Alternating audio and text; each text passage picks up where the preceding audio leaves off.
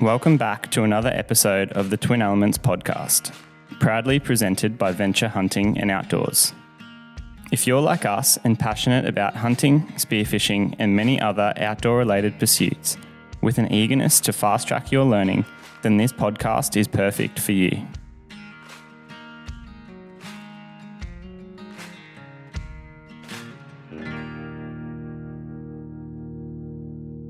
Hello friends, and welcome back to another episode of the Twin Elements podcast. Today, James and I are going to be jumping into all things film related with the latest release of our YouTube series, Fallow Frenzy, which you guys would have seen kick off last Wednesday, the 12th of Feb, with part 1.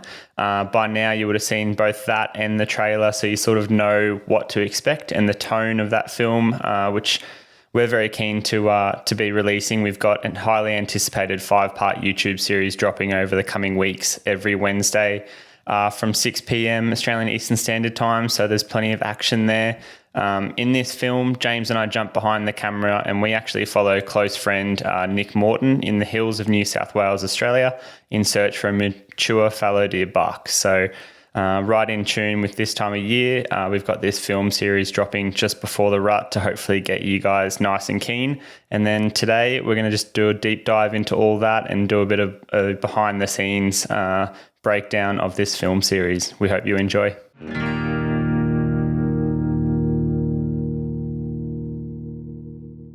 Whether you're hiking a distant trail or following up an animal into a scree cliff, you want to be confident in the boots that you wear.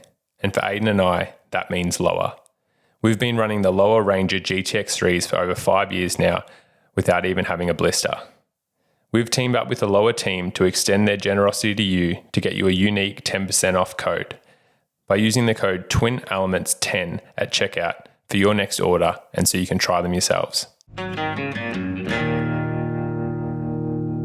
So the background to this hunt, Fallow Frenzy, actually took place 12 months prior, where for most of the rut I followed Nick Morton around his property in New South Wales, chasing fallow bucks. So that film is called Mountain Monarch, where Nick takes a incredible fallow, like honestly a baby moose of a fallow deer, which we affectionately named Keith. But in that film, you see that we have an encounter with a one-antlered buck, which we affectionately called Uno. So as you'll see in Mountain Monarch, that hunt was actually filmed in 2021. We have, as James was discussing, like this amazing encounter at within 20 meters of Uno. He's croaking and holding like a little mob of does on his scrape, and we actually snuck into 20 yards, all three of us. So Nick was there poised with the bow.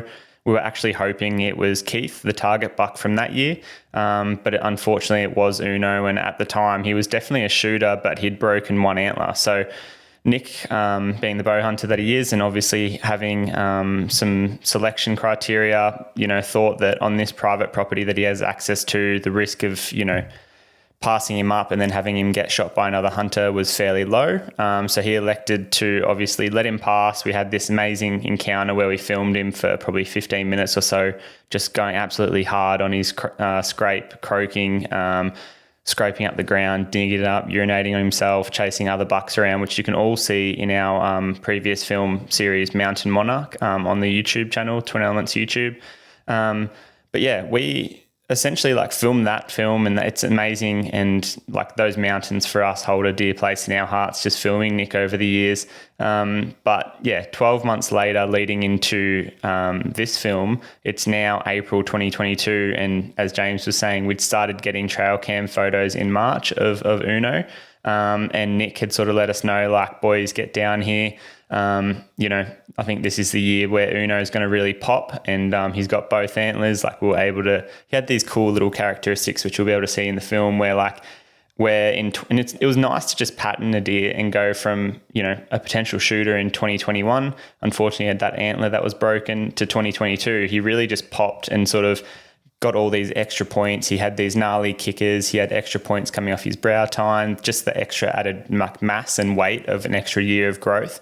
he didn't necessarily get any bigger in the palms or anything like that, which was interesting, like, which again tells us that he was probably at his prime for nutrition and genetics. Like, he probably wouldn't get too much bigger. If anything, maybe go backwards in actual antler length and palmation. But the weight was the characteristic that we sort of saw and were obviously attracted to, as well as that backstory of passing him up the year before. Like, for Nick, I think that was, you know, what set him out as his target buck. And you'll see throughout this adventure, like, we end up spending roughly 14 days over Fallow Frenzy, filming and hunting like mad.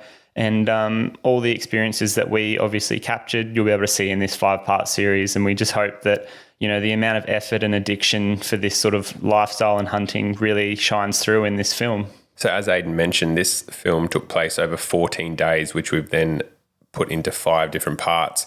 As you can imagine, during the rut, like, there's highs and lows. Some days are action-packed and some days are a bit quieter. And so we've really tried to summarize the whole hunt, I guess, and just showed sort of the glory days where the rutting activity was really good. But there was obviously times in between that were both mentally tough and truly required a lot of patience when it was a bit slow on the mountain. But we've sort of, just made the absolute highlight reel for you guys into this 5-part series. It was quite hard hunting, like, obviously having Ayden and I behind the camera that you can't see, and having Nick Morton in front of the camera, like having 3 people trying to move in, often through really thick scrub. At that time of year, the weeds were really high too. So you're all sort of, you know, breaking sticks, moving rocks and that type of thing. So getting 3 men moving in whilst trying to film does make things quite difficult at times. You've also got 3 different opinions on how, you know, a hunt, like 3, I'd say, quite experienced bow hunters as well. So, you know, you've got 3 different opinions and egos at times when we were out there hunting as well. So that added an extra dimension, I guess, to the hunt. It was pretty interesting. Often Ayden and I were you'd think that, you know, being brothers and stuff, we would be sort of, I guess, ganging up on Nick, but it was normally Ayden and Nick, or Nick and I ganging up on one of the others. I remembered fondly, there was a few times on the mountain where we're all sort of in whispers, like, you know, do this or do that, or we should have done this, or and like, love them both dearly as best mates. And it was like an awesome time in the hills. I look back on it fondly, but it certainly was a big 2 weeks in terms of time on the mountain and getting up early and late starts, especially with the filming. It does just add a complete new dimension, I guess, when you've got to get up extra early to document, you know, those sequence of events that we take granted for, like eating breakfast. And then, you know, you film obviously the whole day, and then you've got to come back at night, and whether you're doing like setting up a time lapse, or whether you're just even, filming like transitioning, linking scenes, or like, you know, driving scenes in the dark, blah, blah, blah. Like, it just adds that extra dimension of complexity to a situation or environment that's already quite demanding. It was a big 2 weeks. As you've said, like, it's hard enough getting one person to within bow range of, you know, like a mature animal. And that's like where this film, you'll see there's definitely the target buck, Uno. It eventuates that there ends up being a second buck who we sort of didn't really name or anything like that, but you identify him as the white buck. Like, he was just, he had this really pristine cape. He was like a light mental sort of deer. And honestly, he was a bit of like he was a bit of a show off. Like, the 2 bucks, as we'll sort of break down as we go through, like part 1, part 2, all the way through to part 5, towards the tail end of the hunt, you sort of identify that our target buck, Uno, ended up just being really quiet. I think was breeding does sort of in a bit of secrecy. And then on the other side of the mountain, you had this white buck in his territory, and being white and just flashy, and you'd see him from honestly like a kilometre and a half away across the other side of the valley, sort of parading around, croaking. And early in this trip, we definitely had set out that we wanted to shoot Uno. He was the buck that we'd identified as a mature animal. And that obviously carries out throughout the whole film.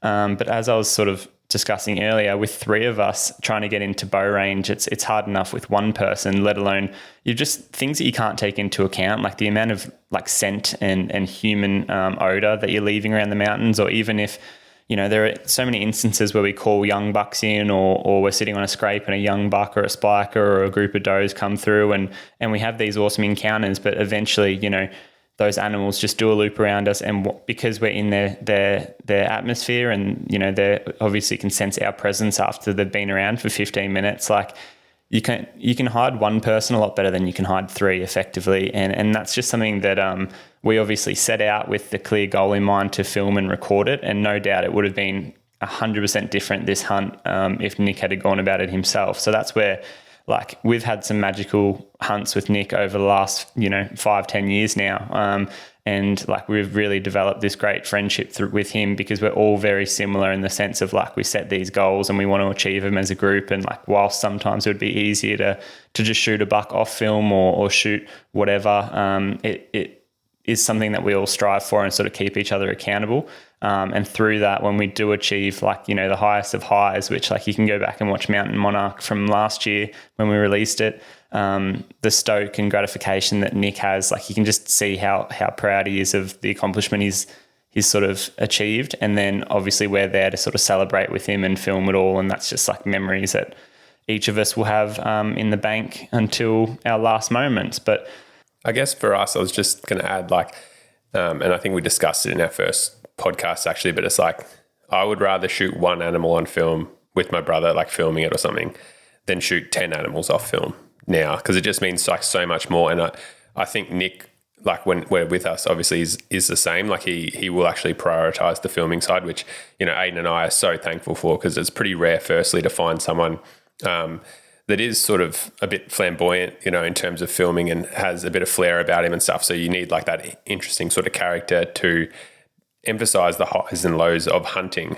but can also really talk well with the camera, and is also a very good hunter as well. So finding someone like that, and then them willing to give up their sort of prime time hunting, it's a huge testament to Nick's personality, I guess. But yeah, jumping into the camera angles, we had 2 setups running. So I was set up on more of a run and gun style. I had the gimbal set up with sort of a short 24 to 70 mil lens, and I was there to capture more of the B-roll and like all the PTCs, like when Nick's actually speaking to the camera and that type of thing.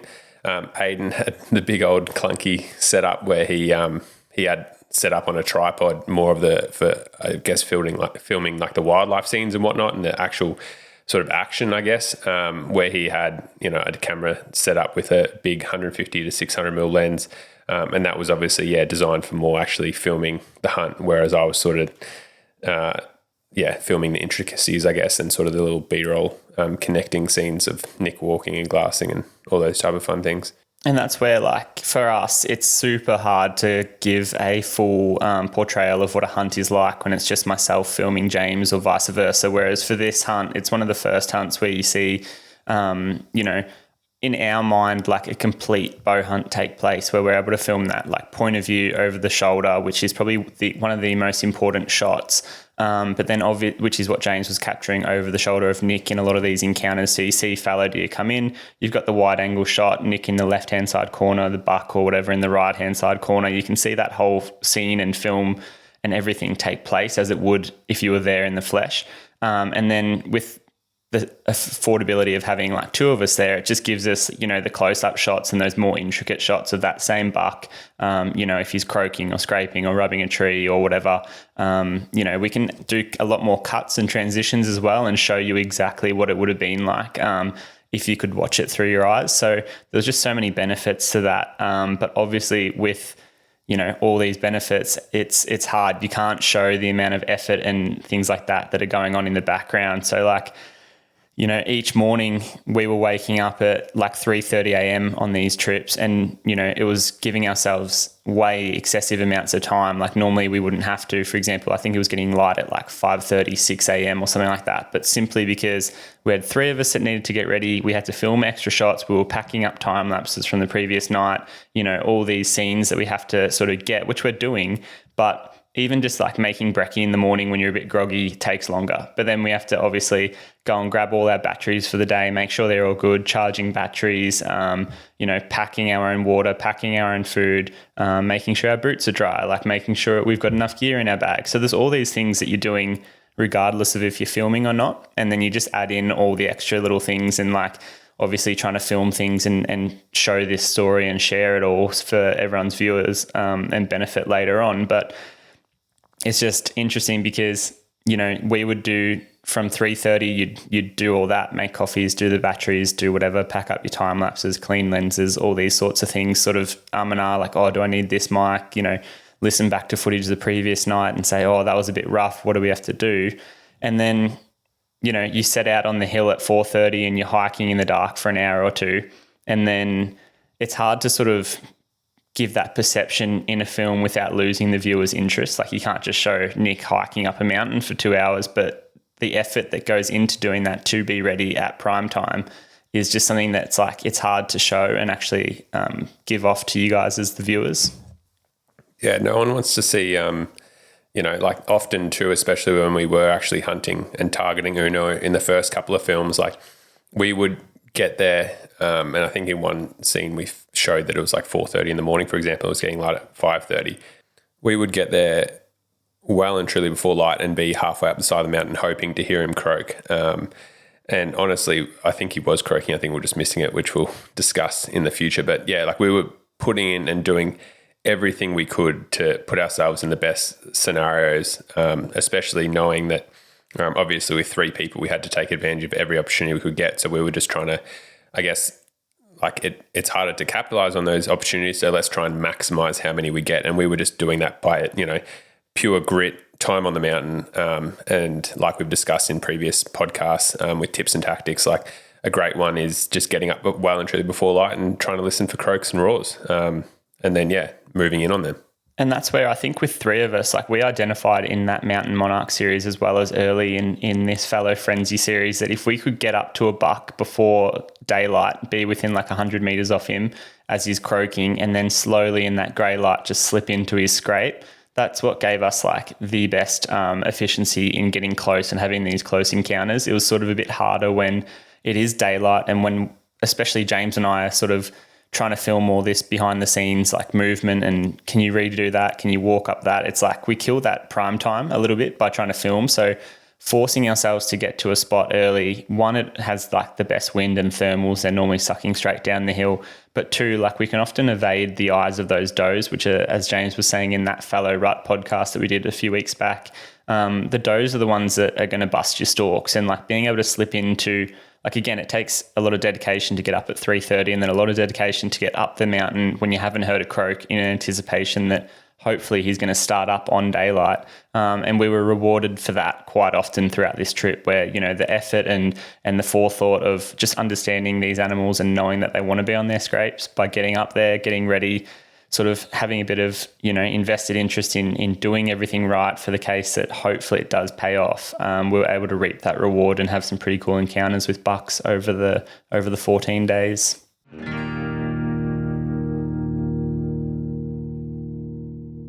Specialising in high-quality supplements and nutrition, from electrolytes and hydration add-ins to their wild bars, Atlas Wild helps to fuel our outdoor adventures. Their Regenerate lineup has been a game changer whilst hunting up north in the heat and humidity. It's perfect for those on the quest for hydration when losing lots of sweat. With grape, lemon lime, blue raspberry and orange flavours, there's something for everyone. Another favourite of mine is their Fusion lineup. It's my go-to for rest and recovery towards the end of a day. It's perfect for a big pack out. Now available in peach iced tea and lemon lime flavours. When shopping on the Atlas Wild website, be sure to use code TWIN10. That's TWIN 10 numerically for 10% off your next order. Obviously, over these 14 days, we get some like adverse weather and things like that. So like it'll be interesting to do a full film breakdown of just, you know, what goes into a day of filming. But like up in the mountains, the weather can be pretty inclement and change quite quick. It's obviously fickle. So there are some days when it just absolutely blows the gale, and audio quality can be really difficult to sort of to nail. And like in this trip, we obviously had the 2 camera setups running. We had lav mics, which for those of you who don't know are sort of, you'll see it on Nick. It's something that he has in his pocket, turns on. We've got like a wireless transmitter that goes back to the camera, and then a little mic on Nick that sort of, you know, obviously he can speak, and it's like right there on the side of his collar or on his bino harness or whatnot. And like behind the scenes here, like giving you guys an insight into it, we had, I reckon, about 10 little dead cat fluffy sort of like mic diffusers, I guess, is just the best way to describe it. Is like if you imagine your fist as the mic and then put a glove over your fist, it just softens the audio, makes it a lot less harsh and nicer. And I think we lost like 10 diffusers just because we're bush bashing, we're running up and down the mountains, like, and that was all, as James just said, under the mic. I don't know if you would have heard it, but we lost all of those 10 diffusers in the first 3 days purely just through hunting. And that's like, the toll on the camera equipment is just next level. And like, if it's pissing down rain, we'd obviously love to record that and show you guys that we're out there during the rain, during the storms, during the whatever. But it's just not safe for the camera gear. And like when you've got a 14-day trip, you've got to prioritize it. So like for us, like dry bags are essential, rainproof gear, like we're still out there hunting.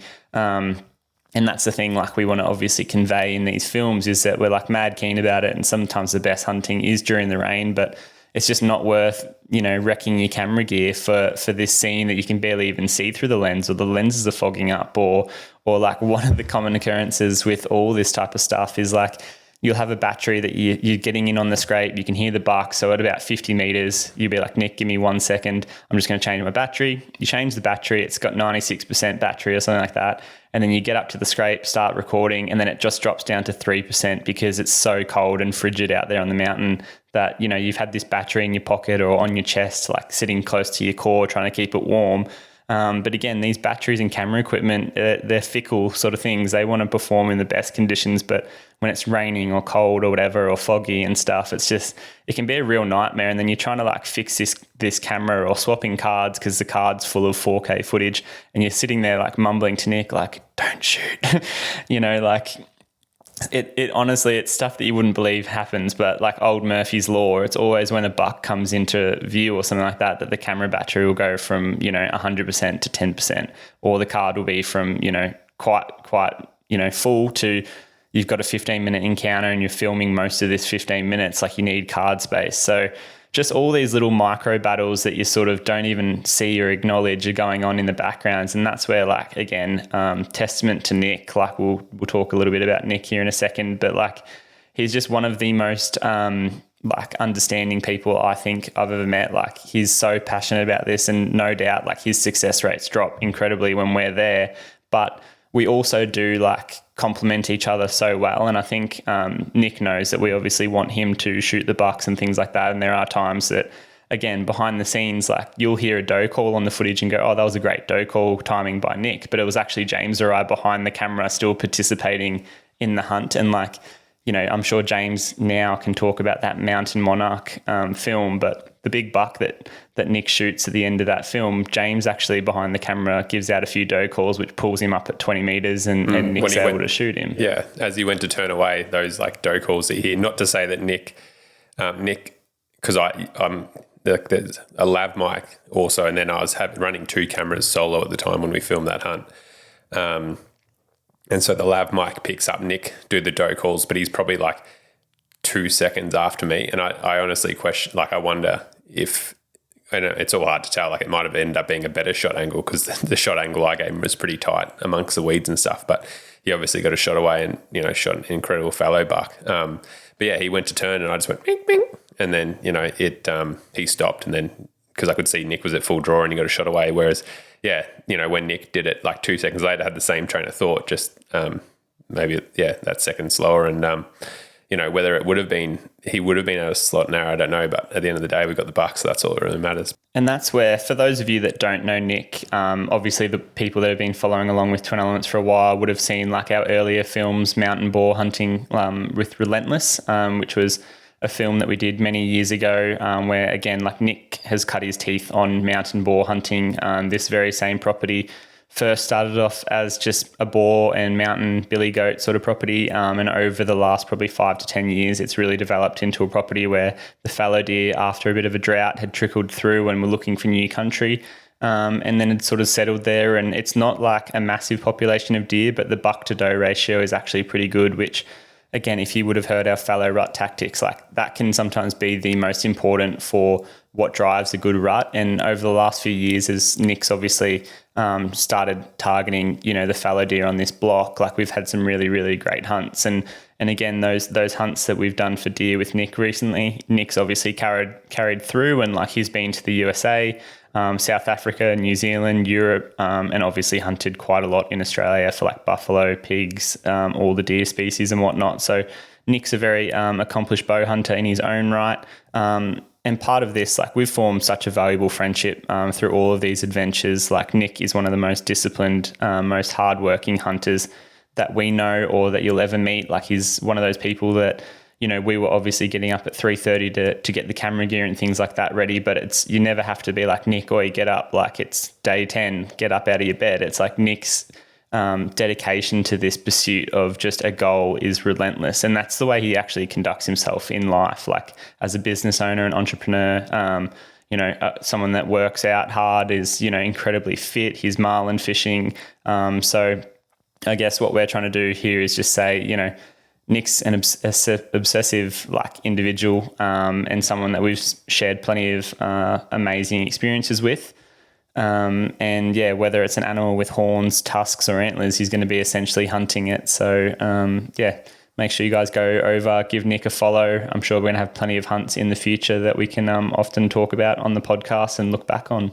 Okay, we went to Argentina together, spent a couple of ruts together, did reds here and then done 2 lots with fallow, and then just, chittle hunts and whatever else. And honestly, I think it's just his persistence and dedication. Like he's human like all of us, like we all stuff up on hunts, but I think including Ayden and I think the factor that underpins all 3 of us and makes us quite successful hunters, I guess, is just that persistence factor and the willing to do, go that extra mile, do that extra hard sort of task, which puts you into a position or gets you that extra opportunity that you then capitalize on. And that's why we just love hunting with Nick, because it's never like nothing's ever a problem. Like nothing's ever, too hard to accomplish, or let's do this, or let's stay out further, or let's get up earlier, or, all that type of stuff. Let's, go further up the ridge. Like everything's like, yep. Like if it's going to get us, in that opportunity, or if it's going to give us that opportunity, or if it might even just be off a whim or whatever, like he's keen to do it to try and get the result that he wants. And he's, like Ayden said, like he's the same with his business and same with his hunting and his fishing. And that's why we've grown such a great friendship with Nick. So I'll always be thankful for that. I think it's pretty funny. Like I look back on some of these hunts and it's not necessarily the buck that we shoot or the boar that we shoot or these cool encounters, but it's like we've got a bit of an inside joke from New Zealand many, many years ago where we played like the Lord of the Rings soundtrack on our phones on like the death march out in the pitch black off the mountain, and half of us are falling down gullies, down rock cliffs, and the other 2 go down and, try and wrangle them out of a blackberry thicket or whatnot. And the other one's, bleeding from somewhere, and you're trying to identify where that cut is, and they're laughing, and, you've just got the Hobbit soundtrack in the background. Yeah. The amount of times we've gone to edit like an early morning breakfast scene and you can't even use the audio of Nick talking because there's like the misty mountain. There's something like Lord of the Rings, the Shire, Fellowship of the Ring edition or something like that, or there's the misty mountain from the Hobbit playing in the background. You've just got to scrap all this footage, but you just sit there and laugh. And like, again, going back to behind the scenes where like we're waking up at 3:30, a lot of these hunts, we hunt right up until dark, until, that last few seconds. We're sitting there trying to get intel that's going to shape how we're going to go about the next morning's hunt. Did he stay there? Is there another buck croaking over there? Whatever. And then it's funny because, again, we can't really show you in a film, like people would lose interest, but like we walk off the mountain for the next 2 hours to get back to camp or back to the car to drive back to camp. And then it's just, by the time you do that, you set up a time lapse, you sort of talk tactics for the next morning, charge batteries, like it's 11 p.m. and you're like, all right, we've only got 4.5 hours of sleep till we do it all again.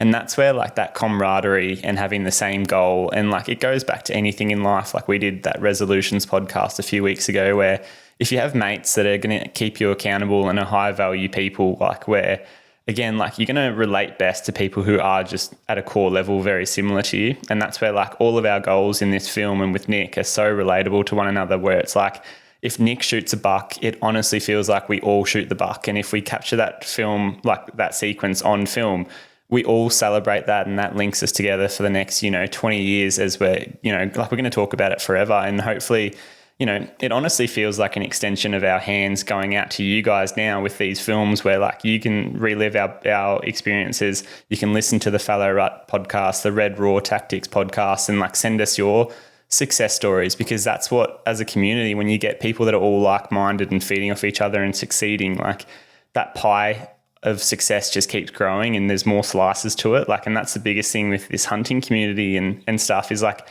Nick and I initially met years and years ago as complete strangers who sent each other an Instagram DM and then went on a hunt. And then from that hunt, we were like, mate, this guy's cool. Let's go and do the next, I was at uni and stuff. Like, let's next school holidays, go and catch up. And again, now it's like years and years later and we've done international trips together. We've shared tents and bloody backpacking sort of hostels in New Zealand, trying to dry our clothes out and shit. It's just, you've just got to meet these like-minded people and run with it. Yeah. Now it's years and years later and I'll try and call him to organise something. He won't even answer my phone call. So yeah, no, we, as you can tell, we've got a lot of time for Nick.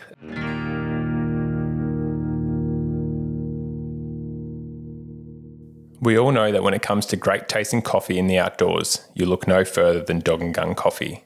Their preloaded drip filters are renowned for taking cafe-grade coffee into your hunting camp. But your favourite flavours can also be enjoyed at home with their whole bean variety. Use code TWIN10, that is TWIN, 10 the number, to get $10 off your first order. I think we should roll on into the actual film now and just break down. So we've got 5 parts here. So we've got some overall lessons and a few behind the scenes stuff later on that we're going to share. But we're just going to break down the actual 5 films. We've sort of time-stamped stuff as well, just to, when you do watch the films and stuff, you can either remember, the rough timing or area, or be like, oh yeah, okay, cool. I see that, or see what the boys were talking about here, and just give you a bit more insight into events that happen during each film. So again, like going back to the biggest takeaway from our Fallow Rut podcast, and I know I mentioned it a lot, but there's just so many little nuggets of knowledge in there. As James said, like respect the does. Like you'll see throughout this 5-part series, there's a number of instances where, at the time we were looking through tiny little viewfinders on the back of a camera or through the electronic viewfinder raised to our eye. And weren't exactly quite sure of what happened, but then having the luxury of going back in post and watching it on laptops and big screens and things, you can see the exact moment that a doe pins us and then the stalk is essentially over. Like we've worked so hard to get to that point, crawling up there in the dark, sitting off them for an hour, finally going, yep, the wind's good, we're going to sneak in now, just to have it all fooled by a doe. So that slow and steady approach seemed to work best for us over the rut. Every time we had a really good thought out like stalk, you'll see within this film, we'll just give it away now for those that are listening, but there are 3 really efficient, quick, clean bow kills in this whole 5-part series. And most of them are actually when it's like a really dedicated stalk, like, okay, there is the buck. We're going to just do everything over the next, like wind permitting, everything to get into range, and we're not going to rush it. It's just, we're going to make every tactful decision, like all the 1%ers. And again, that's just, I know it's easy to get caught up in the fallow rut when there are bucks croaking and stuff and trying to approach them quickly. But if you can learn from us and learn from this film, and again, we've learned from it. We're big enough to admit that every year that we hunt, we learn hundreds of new things, and that's where we're trying to pass it on to you guys. But that respect for the does is probably the biggest takeaway in all of this. Yeah, and we'll I edited these 5-part films, so we'll actually break down and sort of tell you the stalks and exactly when it happens, so that you guys can have that in the back of your mind when you're actually watching the film. And like we've already alluded to, like there was 3 of us stalking in, so it's one thing to say, oh yeah, we're getting seen by does, but it's like, it's not like having an extra person there. It's not like it's twice as hard. Like it's exponentially harder. So then making it where there was 3 people trying to sneak in, and sometimes there was limited cover, sometimes we had good cover.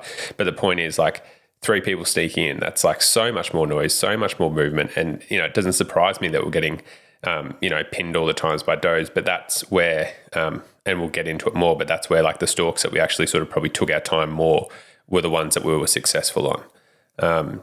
But with this first film, something that I just wanted to raise, and it's really the first morning that you see in part one, but it also can be extrapolated out to the first couple of films, which probably reflects the first 4 to 5 days of the hunt. Was you note that every time we went to cross the mountain or went to move somewhere, that we'd notice that Uno, our target buck, would spark up. And I honestly think it was just like the acoustics of the mountain per se, where like we could hear the white buck who was on the other side of the valley clear as day, like all the time. And it wasn't until like our target buck, I honestly believe the scrape that he ended up setting up on and we had the encounter on was probably maybe 400 meters around the hill from the one that we had the trial cameras on. So it wasn't like that crazy far away, but I think it was just like having the valley folds between us and stuff. Like we'd lose his croaks. And so often it wasn't until we'd like go to the white buck side, and then all of a sudden you're like, oh shit, our target buck's croaking. But I think it's just because we were sitting on a scrape and we just like couldn't hear that he was actually croaking.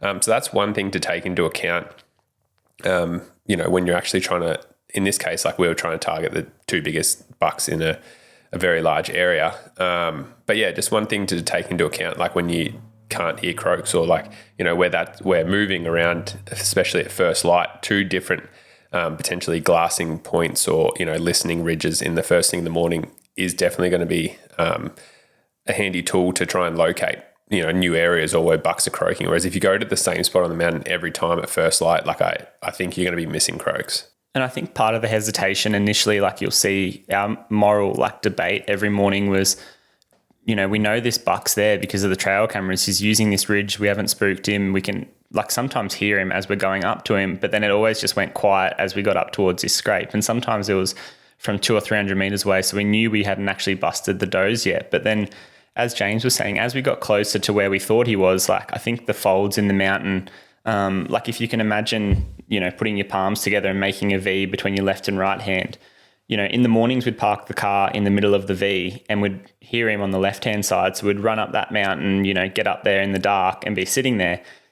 And everything on the left-hand side of that, our hands, was just completely quiet. Whereas on the right-hand side, like you could hear that white buck croaking. And again, there was airspace between us and that white buck, sometimes of like a kilometre. And you could hear him in the real still mornings where there was no wind, perfectly clear.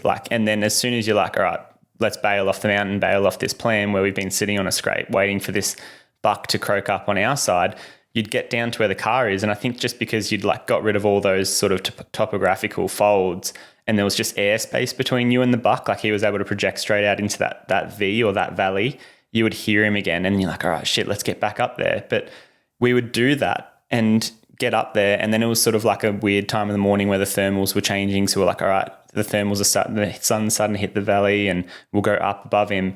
But then to get to where we knew he was now, it was always just like a mission. And again, with three of us, and like the biggest like underpinning thing in this hunt was just the weeds this year. We'd had like a phenomenal year of growth, and there was a lot of sort of like summer rainfall and stuff that just meant that there were all these woody weeds that had grown. And again, like you'll see scenes in this film where like Nick's arms are just covered with, grass seeds and things because the grasses were up to our shoulder height in some of these valleys and these gullies. And then trying to trudge through there with three of us, it's like we knew the buck was there, but we'll sort of like, again, we knew that we had 14 days or so, like a couple of weeks to like try and get this done. So we were probably nearly a little bit too like standoffish in the first couple of days.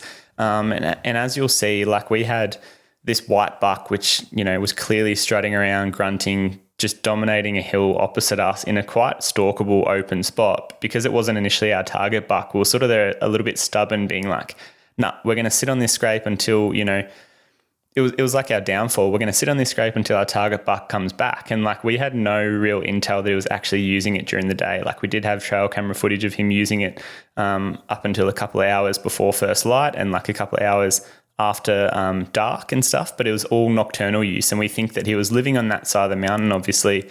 But then, when there was a cool period where he wasn't with does, he'd just come and touch up a few of the scrapes along that ridge. So that was probably a bit of a learning curve. Like if it's not happening and you're doing the same things, like obviously change it up. Yeah, I definitely think and that's where the filming can take into play and implement like strategies and change things. Because I think if we weren't targeting Uno, then we probably like on the first day would have been across that valley on the white buck. Like if we were just actually what I would say, like, I put my hand up in like air quotes and say hunting, because obviously, we had the prior history with Uno and stuff like that, had that lead up footage. So we're very much like sort of targeting him as our main target buck for this video and stuff. Whereas, like if Nick was probably there by himself or any other hunter, like that white buck was, also a very equally incredible and fantastic trophy. So I think anyone else would have just been straight on that other side of the mountain. It probably would have opened up more opportunities for you early on. But we obviously being very dedicated to sort of the filming series, I guess, and trying to have that background history with Uno, stuck it out and stayed at the scrape, trying to get that buck to come in or get an opportunity and get him done on film. Another sequence in the film that I wanted to flag more as a bit of a tip for some people was Nick's obviously he's more of a Nick's a pig hunter. Like Nick loves hunting boars. He's like, I remember him saying during this filming series, he's like, it's the only time bloody during the year that I'll ever walk past a pig, when the rut's happening sort of thing. So there's plenty to learn off Nick in terms of his pig hunting. Like he's very successful. He knows that property very well. He puts in the work obviously too, but he's spent so much time amongst the pigs. And so he understands them very well. But what you'll see him do, and I've timestamped it for 6 minutes and 36 seconds, is Nick actually does like what would call a boar squeal. Like it's not like a piglet or anything like that. And when boars are actually fighting, like when you hear that, it's going to blow out the mic, so I'm not going to do it. But when you actually hear like boars fighting and stuff, that's boars screaming at each other and stuff. And normally it's actually one dominant boar screaming at other pigs to say like, piss off sort of thing. And so Nick actually does that to relocate the mob. Like we'd sort of lost them. We knew they were in this rough area, like probably within 150, but we were sort of standing on an open bench and weren't really sure exactly where they'd gone. And Nick sort of did this squeal. I increased the volume so that you guys can hear it in post when we're hunting. But this boar that Nick ends up shooting actually like squeals or, roars or whatever you want to say, like back at us, which was pretty cool. And so that was huge. Like I learned, I'd never really, seen anything like that personally. And Nick said that it's had really good success. I know the guys up at Kogu Adventures and stuff like that has had success with similarly like squealing at boars or doing boar squeals or whatever, either just to get a boar to come in. Like if they see a boar come off the swamp, they might try it if he's got like big swollen nuts and that type of thing. But also, it's like very much hit and miss. Like they might just walk off, but they might. But when there's like a running mob, it can be used to locate them in thick bush. But I've also done it a couple of times with really good success where you're walking along in really thick cover and you bust a boar out. And where it's actually worked really well for me is where, you're walking along thick, like really, I'm talking like tight, thick gullies, and you bust a boar out and then you're glassing and you're trying to, have a look, and then you take another 30 steps or another 100 steps, and you actually bust another boar out, like a different boar that was in a bed. And what I've actually done is like almost like literally a boar squeal, similar to what Nick did in the video. And I've had boars like straight away do that back to me. And it's that, it's taking that, what do you sort of question out? And in most of the time you're in such thick cover that it hasn't actually worked. But I've had boars, like one in particular actually shot because it came back to me and I could actually could actually shoot it because it was like obviously hyped up or whatever. And because normally when boars are all bedded up together, there is a potential that there could have been a sow and heat there or whatever. It's sort of like a really high density of pigs and stuff. So the running activity, you don't know, like it could be quite high. But just a tip and tactic to have in the back of your mind to use when you are hunting boars or running pigs.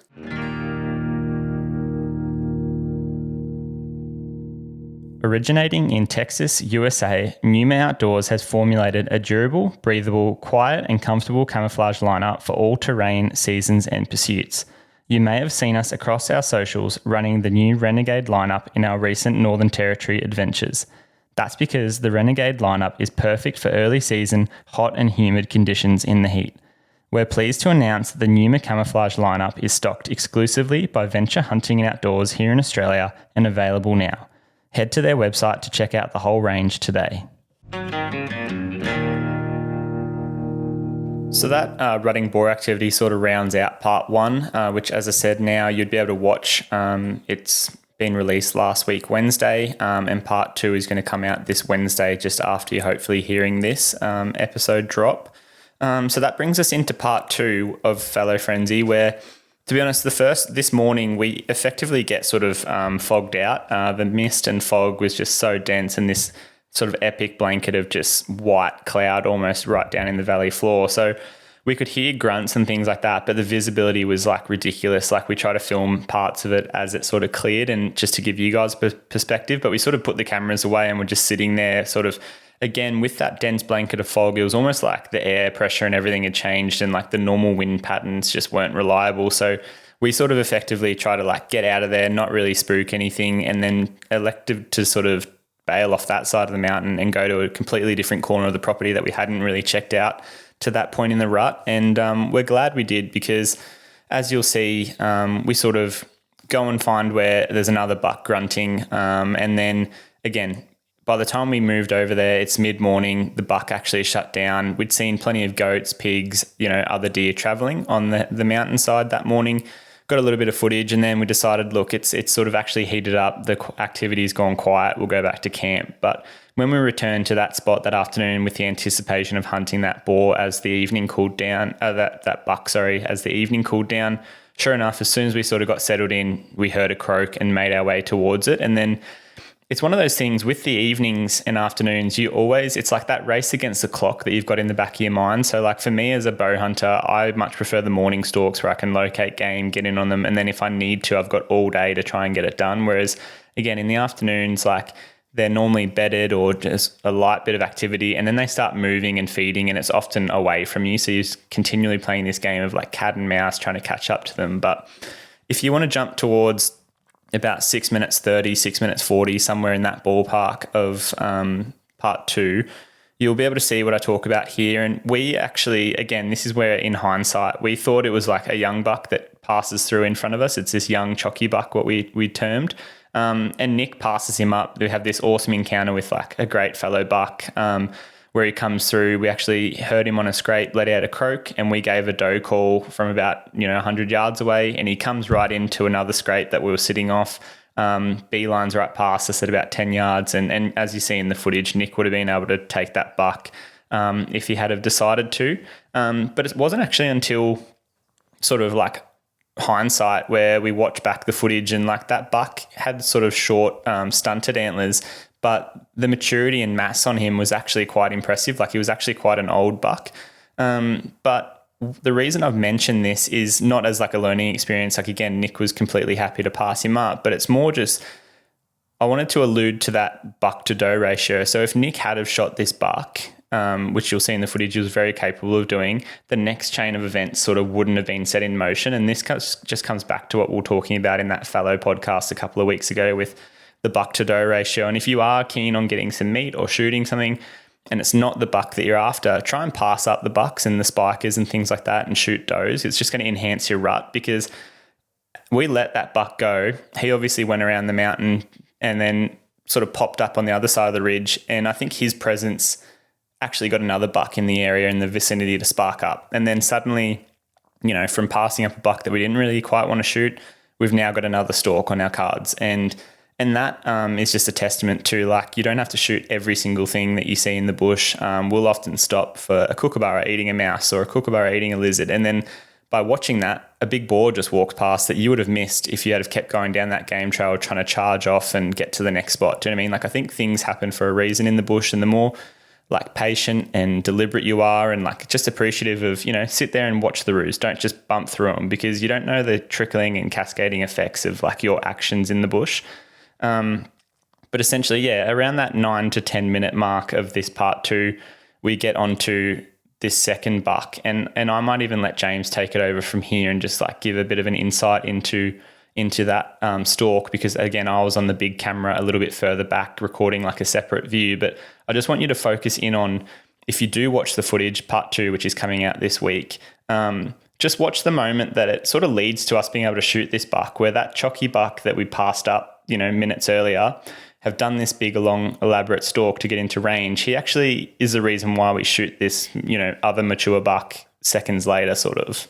Now we're talking about, like that 7 to 10 minute mark. And it wasn't actually, it was a fair bit longer. So I remember, that stalk between the chocky buck and actually the mental buck that Nick ends up shooting, was about 40 minutes long. So it was like a crazy, because Ayden, and I know it was if not longer, because I know that because we sort of perched Ayden up probably about 100 meters away with the big lens to, sort of film the event and sort of get that wildlife stuff in the wider angle. And then me and Nick moved in because we just agreed, like, firstly, it was noisy as hell. There was so much thick bush. There was sort of roos, wombats, deer, like everything around. Like, it was actually a really hard stalk. But the thing is, we just went so slowly, and Nick and I actually like belly crawled on our hands and knees for, over half an hour, just trying, as you can see in the film. Like, obviously it's shortened. But yeah, it was our longest stalk.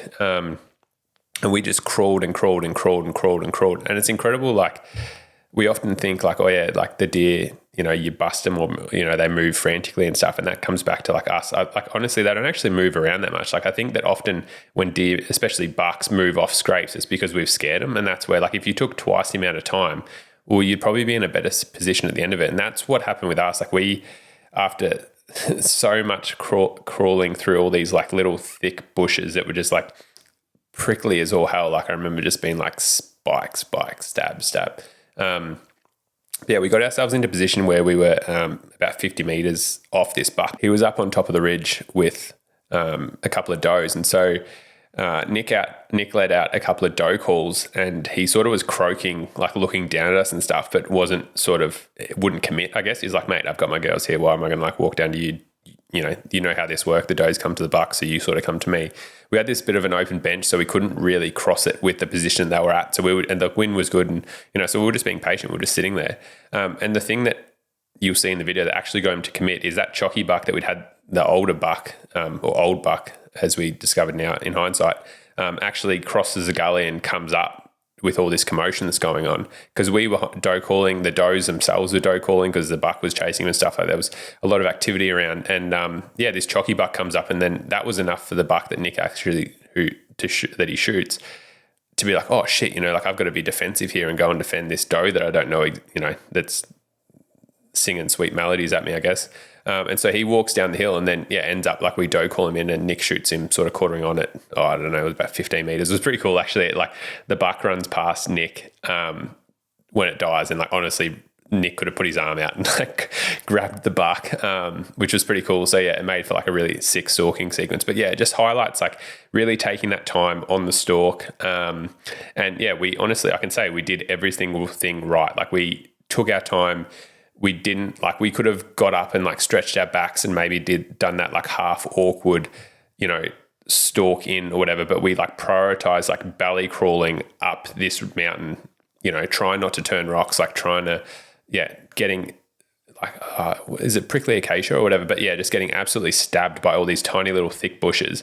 And like, we did everything right and did everything in our power to do everything right, and obviously got the reward at the end of it. I think what's interesting and sort of has to be said here as well is that with this buck, he wasn't actually really on our radar. It was a bit of a chance encounter, and we kind of went, oh yeah, he's cool. He's got a big cleft on his, one left-hand side palm or something, and his right palm was actually quite good, and he was definitely a mature buck, but I think he was past his prime too. And to be honest, there probably wasn't that like lust factor. Like, we weren't like, oh, we have to shoot him. Like, one, for the film, which is like something that, to be honest, like, it does motivate us. We want to get this film and like, capture a hunt on film. But I think like Nick was like, it was weird. I think being able to take a step back and not put so much emotion into like, oh, that's my target buck, like, I've got to get him now before he disappears, is like a massive thing. And it did allow us to go, okay, whether we shoot him or not, we're just going to have a really cool encounter and a really good stalk, but let's not do anything that's going to end this stalk prematurely, because if we can shoot him, it will be great. And being able to like, again, separate yourself and go like, logically, let's just do every single thing patiently and correctly. And it again, like as James just said, like doing everything right over a long period of time, like led us to this point where we shot this buck in what was probably the most technical stalk that we did in the whole film for the 14 days. And it was probably the hardest stalk or the hardest opportunity, just because there was quite a lot of thick cover, and then this massive open bench that the buck had, these does on. And by, again, being very calculating and doing the hard yards, being patient, like you see, we end up taking that buck. And again, part 2 sort of concludes with us taking all the meat. And like, again, I'll try and be quick, because we always cop these YouTube comments like, oh, you didn't take any meat, or you didn't take much meat, or blah, blah, blah, blah, blah. And it's like, you will see, like, we hang up 2 deer legs at the end of that, but like we can guarantee you, like, every morsel from that buck was taken out off the mountain between mine, Nick, and James's packs. Like, you know, just because you see us cutting out the back straps but don't see them back at camp doesn't mean we just threw them in the bush or something like that. Or just because you didn't see us take the ribs doesn't mean the ribs didn't come back, and these sorts of things. It's like to try and give you guys perspective as to, again, you're watching, you know, part 2 of a 5-part series of a 14-day trip. So the magnitude of footage that we get and stuff, it's like, 1, you physically can't record everything again because of camera batteries. 2, you can't physically show everything. So you're just getting these tiny little glimpses. And again, it's like, we don't want to bore people necessarily with the dark footage of a pack out where we get back at 11 p.m, hang the meat and jump straight into bed. Do you know what I mean? Like, just to do it all again the next morning for part 3. I think it's also catering to like the wider audiences, in the sense that like cutting out a backstrap is very, I don't want to say artistic, but it's like, it's very clean. Like, it's like, okay, yep, that's like, you know, there's not a lot of hair in it. There's not guts in it, obviously. Like, you know, generally it's sort of zoomed in. So it's just like a hunk of meat. And we're really, with that, we're trying to like cater to the wider audience in terms of like, there are people that like the hunting side, you know, just similar to like why people watch Meat Eater, for example, that don't really want the blood and gore and like that diehard hunter, like butchering, all that type of stuff, that watch our films. So like, have that in mind, in the sense that like, you know, yes, like in this sense, like we cooked up took the ribs and cooked up the ribs, which was sick, but it's just like, you know, you don't need to see me with a saw, like a little hand saw, like hacking out the ribs on this bark with like, you know, the gut pile normally like a meter away or whatever. And then like, you've got like this half broken down deer sitting there in the dirt and stuff. Like, we are trying to sort of convey hunting and this lifestyle in the best light, I guess. So it's just like, you know, having that in mind when you're actually watching the film, where it's like, you know, we can assure you we took all the meat, because Ayden and I pretty much, that's all we eat. Like, we always prioritize and just pretty much eat wild game at home. So yeah, we do try and take as much meat as possible, but it's just like trying to show that in the best light to our viewers and cater to the widest audience possible as well.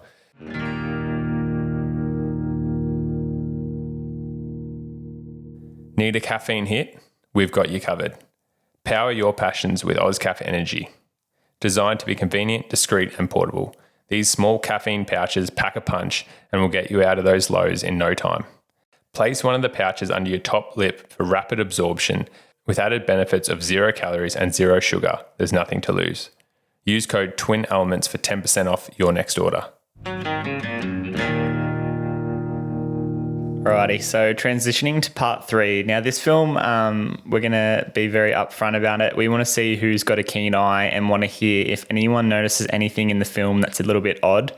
We noticed it ourselves in the post-processing thing, but we decided not to edit it out. We actually had a bit of a chuckle and thought it was pretty funny and had a bit of banter between ourselves, our viewers and our listeners. So you guys on the podcast are obviously hearing this film breakdown podcast.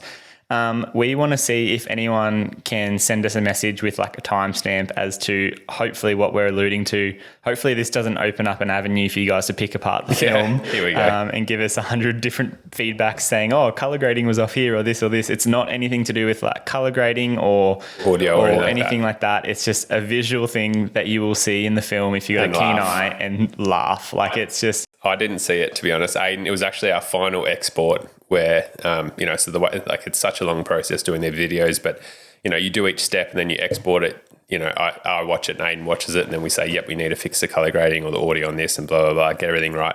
That's normally a couple of exports to get to this point. And it was actually the last one. So you think like I've probably spent 50 hours on this film and, sent this to Ayden for the last one. I'd actually watched it and was like, yep, I'm happy with it. Ayden watched it and he's like, did you notice this?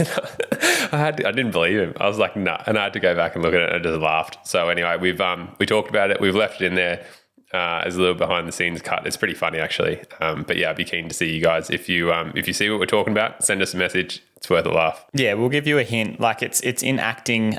Some movies, like a lot of people would have seen Deadpool, where the actor breaks the third wall and sort of like looks at or talks to the camera. It's got something to do with that. But again, this was completely unintentional. Like we were there to film Nick, and that's it. So yeah, please let us know. Send us a comment or DM or something like that, and it'll be pretty funny to revisit that. But part 3, to be honest, is sort of where in the trip where we've been there for probably 4 or 5 days now. It's been a couple of days, and in reality, we're trying to like feel like we've got a bit of a sense of what's going on. We've taken like a nice mature deer, but not our target buck. And now we're getting back to the point of like, all right, we've by this stage sent a couple of arrows. We've got a nice boar on the deck, which was just, a bit of a fluke, and capitalizing on the opportunity. We've got this nice mature buck. Let's go and put some time into our target buck again. The fog had cleared and all those sorts of things. So again, as we alluded to earlier, we had this bizarre sort of like conundrum where whichever side of the valley we would go to, a buck was croaking on the other side. And as soon as we went onto the side that buck was, it would seemingly go quiet. We'd go to where the other buck was calling, and it was honestly like being in a yo-yo. Like you'd go to the left-hand side of the mountain and the right-hand side buck would croak. You'd go run down the mountain after doing, 1,000 meters of elevation, and then the left-hand side buck would croak. And you're like, you just felt like you couldn't win. Like as soon as you went onto that side, and again, talking about the folds, like the bucks would go quiet. So at this point, we sort of said to ourselves, like, we're going to target we're going to target Uno, and we're going to target the white buck. Both of them we identified as shooters, and whichever buck was croaking, we were just going to go and like dedicate some stalks to. And as you see in part 3, we basically have our first, encounter with Uno. So it was a pretty cool encounter. We ran down the mountain as Ayden was describing, and then we actually hear Uno croaking, and we're like, okay, sick. So we run straight back up the ridge. And what we get into position, there was a little valley a little fold in the mountain, I guess, between us. Like we obviously thought about thermals and winds and blah, blah, blah in the setup. And what we were going to do is come in level with him and use this little fold, this little gut as sort of a way to get up there. And what we didn't realize, and this is like, I guess, the beauty of hindsight with filming and stuff like that, is none of us saw it, but I could see it in hindsight. So when we're actually moving in on the buck, you'll see the first scene where Nick goes, there he is, like 50 meters away, blah, blah, blah. And you actually, if you look really closely when Nick says it, I can't remember, but in the bottom left-hand corner in one of those scenes where he's like, there he is, like you can actually see his antlers like move through like some brush or whatever. Like he's only 50, 60, 70 meters away or whatever. But in a scene before that, we'd actually sort of probably got a bit excited, like knowing that it was most likely going to be him, because there's no guarantee. Like we just had a croaking buck on that side of the mountain. It could have been any buck, but we sort of knew that it was most likely going to be him with the deer densities and stuff there. And I think that probably let us get, we got a bit excited when we were moving in. Like I said, we didn't see it at the time, but we saw it afterwards. But we actually scare a doe like plain as day. Like we're coming, like moving in on this croaking buck, and that's the thing. Like you get excited, you're moving on a croaking buck, and looking back at the footage, like what you can see Uno's antler, if you look close enough, like you actually see this doe just staring at us straight up the hill, and then she bounds off first. So that is not actually in the film, because it was some pretty wild filming with me, like keeping up with Nick, and then Ayden trying to keep up with me, and blah, blah, blah. And then Nick obviously sees the buck, but he's actually walking off to follow that doe. So we actually scared Uno off his scrape. And that's like an important consideration, I guess, in the sense that what you see is Uno with, a younger buck and a spiker, but he's set up probably about 100 meters off his scrape. And that's the importance of this is, like, if that was a red deer in that situation, that stalk is done. Like that hind, just say if she'd seen us, she would run off and be gone, and that stag most likely would not roar again. So like they would probably go to a different mountain. If not, they'd be over the side of the hill or down the gully or whatever. Like they're putting miles between you and them. Right. So that's the first thing. The second thing, because it's a fallow deer, like that buck wants to actually hold that hot doe to that scrape. So she's seen her, she's probably going to run off and go like, nah, stuff this. I saw those 3 blokes coming down the hill. But what he'll do, like a horse, like he'll round up that doe. And so he's trying to hold her there. And he obviously, accomplished that, and he's kept that doe there, but they've gone, 100 meters away. That younger doe then that younger buck obviously then had the opportunity to move down, and he's probably like that spiker and younger buck is probably the reason why Uno is croaking, to say, like, this is my girl, piss off. And so that younger spiker has then taken the opportunity to come down and, like, he went and ended up checking up the doe, checking out the scrape. But yeah, the whole reason why Uno wasn't just on his scrape where he would have been with the doe, like he would have just been running laps around that with the doe, was because we'd initially pushed him off. And then we got this second chance because we'll try to hold her to that scrape or that area so he could breed her, because he obviously didn't see us and understand it was the doe that ran off. And it was the young bucks that kept him croaking. Now, and this is the benefit of hindsight, like, we didn't end up shooting Uno, and that was definitely our best opportunity, but we didn't end up shooting Uno for the trip or in that situation, because he comes back to sort of say piss off to the younger bucks, but he doesn't actually commit. And that's where maybe in hindsight, and this could have gone one of two ways, but maybe in hindsight, if we'd done some doe calling, that would have drawn the spiker and the young buck, which was only like 20 meters from us, towards us. But then it also could have put a bit more pressure on Uno to come as well, to sort of come and check us out. It's like, oh, what's that doe or whatever. And then the younger bucks inevitably probably would have spooked. But it may have just sort of opened things up it was probably a bit of a high, like what we did was more of a probably conservative approach, I guess, whereas it would have been like higher risk, higher reward, in the sense that like, yeah, Uno could have rushed over to be like, oh, but he also would have had to have left his doe, which was hot, unguarded. So, I mean, it's all this hindsight because we obviously didn't get him. But yeah, in that situation, we obviously could have put more pressure on Uno to commit if we doe called. Realizing that the stakes are higher because this is our target buck now, and he was well within 100. I think James used a scale of 100, but like he was closer than that when he was croaking there. And you'll see there's this pretty iconic scene in part 3 where like the camera's set up on this Uno, our target buck, which is coming and materializing out of the background, and like framing him is this little buck looking at him going like, shit, I'm going to turn into that in a couple of years. Like it was pretty cool. Like you're looking over the shoulder of this little buck, and then in the background there's Uno just projecting his dominance at this younger buck, and croaking and stuff. And I think it's interesting because in hindsight, like I honestly think like, yeah, if we had a doe called, Uno was in the mood where like he'd just come off that scrape. Like we know like literally a minute earlier he was on that scrape and he's walked off it.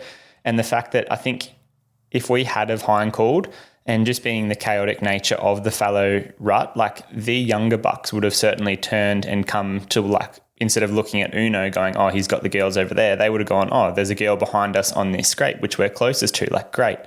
And I think because the wind was good, they would have probably come into, a few meters because they were already pretty close.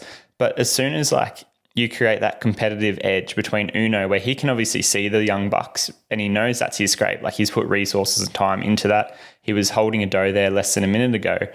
If he can then hear the visual representation of like, meow, meow, there's a doe on that scrape that I've just left, and now there's bucks between me and that doe, he's going to race over like a thoroughbred racehorse and try and round those young bucks up and see what that doe is. And the perfect example of that is literally what happened in part 2. And again, I think we kind of made that decision of, oh yeah, the chocky bucks come in, now's a good time to call. Again, if the stalk doesn't go well or doesn't play out, it's not our target buck, like we'll do it. But sometimes those little instincts you have as a bow hunter, like, and it's hard because my biggest rule is be patient and don't try and ruin the stalk. But like during the rut, there are so many natural sounds and natural things that go on. And I think even if those young bucks had have come in and Uno had a stayed put with that doe 100 meters away or 80 meters away or whatever, those young bucks would have just come into a few yards, sort of gone, oh shit, there's no doe here.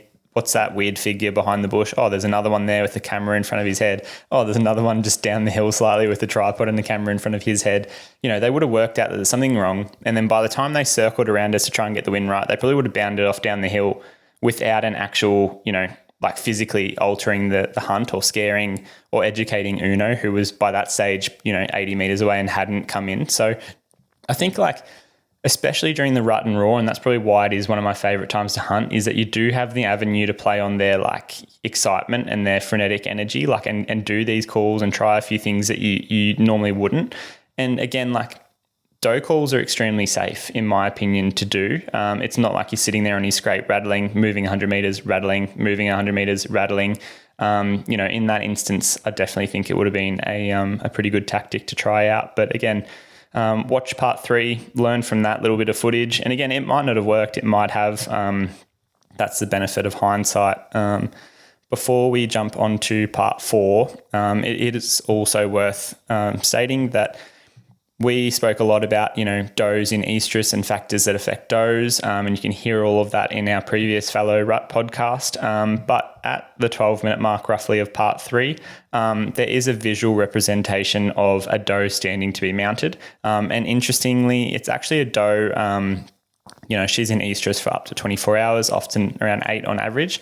But in this instance, it must be that the white buck and Uno were obviously preoccupied because she's getting bred by like sort of a 3 or 4 year old chocky buck, which we identified and you end up seeing in part 4. But it's that standing to be mounted, which is important because that when you start seeing that, you know that the does are being bred, and that's definitely what we characterize as peak rut. And at this stage, when does start getting mounted and the bucks know, the resources I'm putting in, the croaking, the displaying and stuff is actually equating to me now trying to breed does, they're ready. That just really, really cements hind calling as a tactic to use during these times. Doe calling, sorry. Mimicking the females and transmitting that sound to play on the lustfulness of the bucks.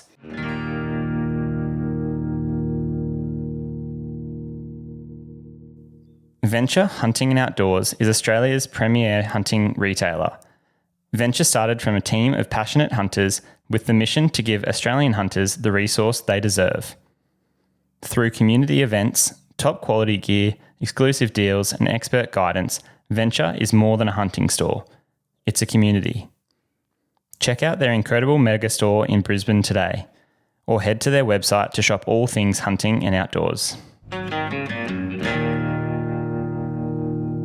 So part 4 opens up with similarly that chocky buck, that 3 to 4 year old with a heap of potential at around the 2-minute mark. So he's actually holding a decent harem of does, a decent group of does. He's probably got, I'd say 10 to 12 yearlings / does in this tight valley. We pretty much got out of the car and straight away we're in the dark. And that's probably another benefit of when you're starting so early. I find that you don't infringe on their croaking and stuff that much. Whereas when you're coming up, I've had it before where, especially with red deer, where I've been sitting on a mountain an hour before light and all these reds are roaring. And then, the sun's just starting to come up and all of a sudden, you notice a car drive up the opposite side of the valley or something because it's not your place to hunt or whatever. And then all of a sudden, the reds just stop calling. And you can imagine I don't know, I say to people all the time, I don't really like using headlights. I don't really like using headlamps and stuff when I'm walking in, especially in the morning. Because imagine a big old stag or buck that's 7 or 8 years old. For just say every year this place gets hunted for the rut and it's for 2 or 3 weeks. If every single morning for 5 years during the rut, they're watching someone walk up, with a headlamp on, and then all of a sudden they get bumped by a human an hour later. How many times do you think that needs to happen before they associate lights, for example, or a car or something like that in the wee hours of the morning with humans or human sense or that type of thing? And that's just, I don't know, it probably does sound a bit far-fetched and a bit of a wild theory and stuff, but I'm these are very intelligent animals. And I just wonder how many times they need to have an experience and then have another experience later to learn, to make the connection and learn. But I know personally, I've definitely had red stags where cars have come up at that first light with other hunters and stuff, and all the stags have just shut up in a valley. So definitely something I've seen firsthand. But with this buck, he was going wild. He didn't know what to do. He'd obviously been getting lucky the night before, and he'd actually crossed the valley. He'd probably come maybe 1.5 km up the valley with these does the next day, and found this group that obviously Uno and the white buck were being entertained by actual hot does. And I think he was just overwhelmed by the fact that he had all these girls. And that's often something that we find at that time of the rut, where we sort of spoke about it, and you see the later films where they sort of go into lockdown, where Uno, you see a little snippet of Uno in part 4, I believe, too, in an afternoon stalk, and then a lot of the white buck is mainly part 4 and part 5. But you'll notice that at that stage, they're really not occupying a lot of girls, the dominant bucks. They might only have a doe and a fawn, or 2 does or something like that. Whereas in that, and that's where we sort of decipher the pre-rut to post, peak rut, but before does are getting bred and after does are getting bred, because the big bucks really just want that doe in heat, and that's where they're happy to give up their scrapes to still mature-ish bucks, like 3, 4, 5, maybe year old, depending on like the age class of your property and stuff. But they're happy to give up the majority of their does to have the one doe that's in heat and estrus. And so, yeah, this young chocky buck didn't know what to do. He was throwing his tongue around left, right, and center. He was croaking like a madman. And yeah, it was awesome to film and watch. Like we just sat there for probably 25 minutes as it started getting light and just got a heap of good footage and stuff. But yeah, it was an awesome encounter and just showed sort of that you can leave these younger bucks and hopefully they just grow in the future. So we left that younger buck and sort of turned to the other side of the mountain and basically we went and actually heard the white buck was croaking and we'd sort of watched him, as James was saying, he was on lockdown and we'd watched him for probably 750 odd metres traverse this ridge line, and you'll see in the footage he's probably about 30 metres behind a hot doe that's just running around, and they end up sort of in this deep dark gully probably about 100 metres below this scrape, which we'd identified was his dominant scrape in the early parts of the films, where you'll see, we were off watching from the other side of the mountain and he was just occupying does right up until 10:30 a.m. in the morning and holding fast on that territory he'd established.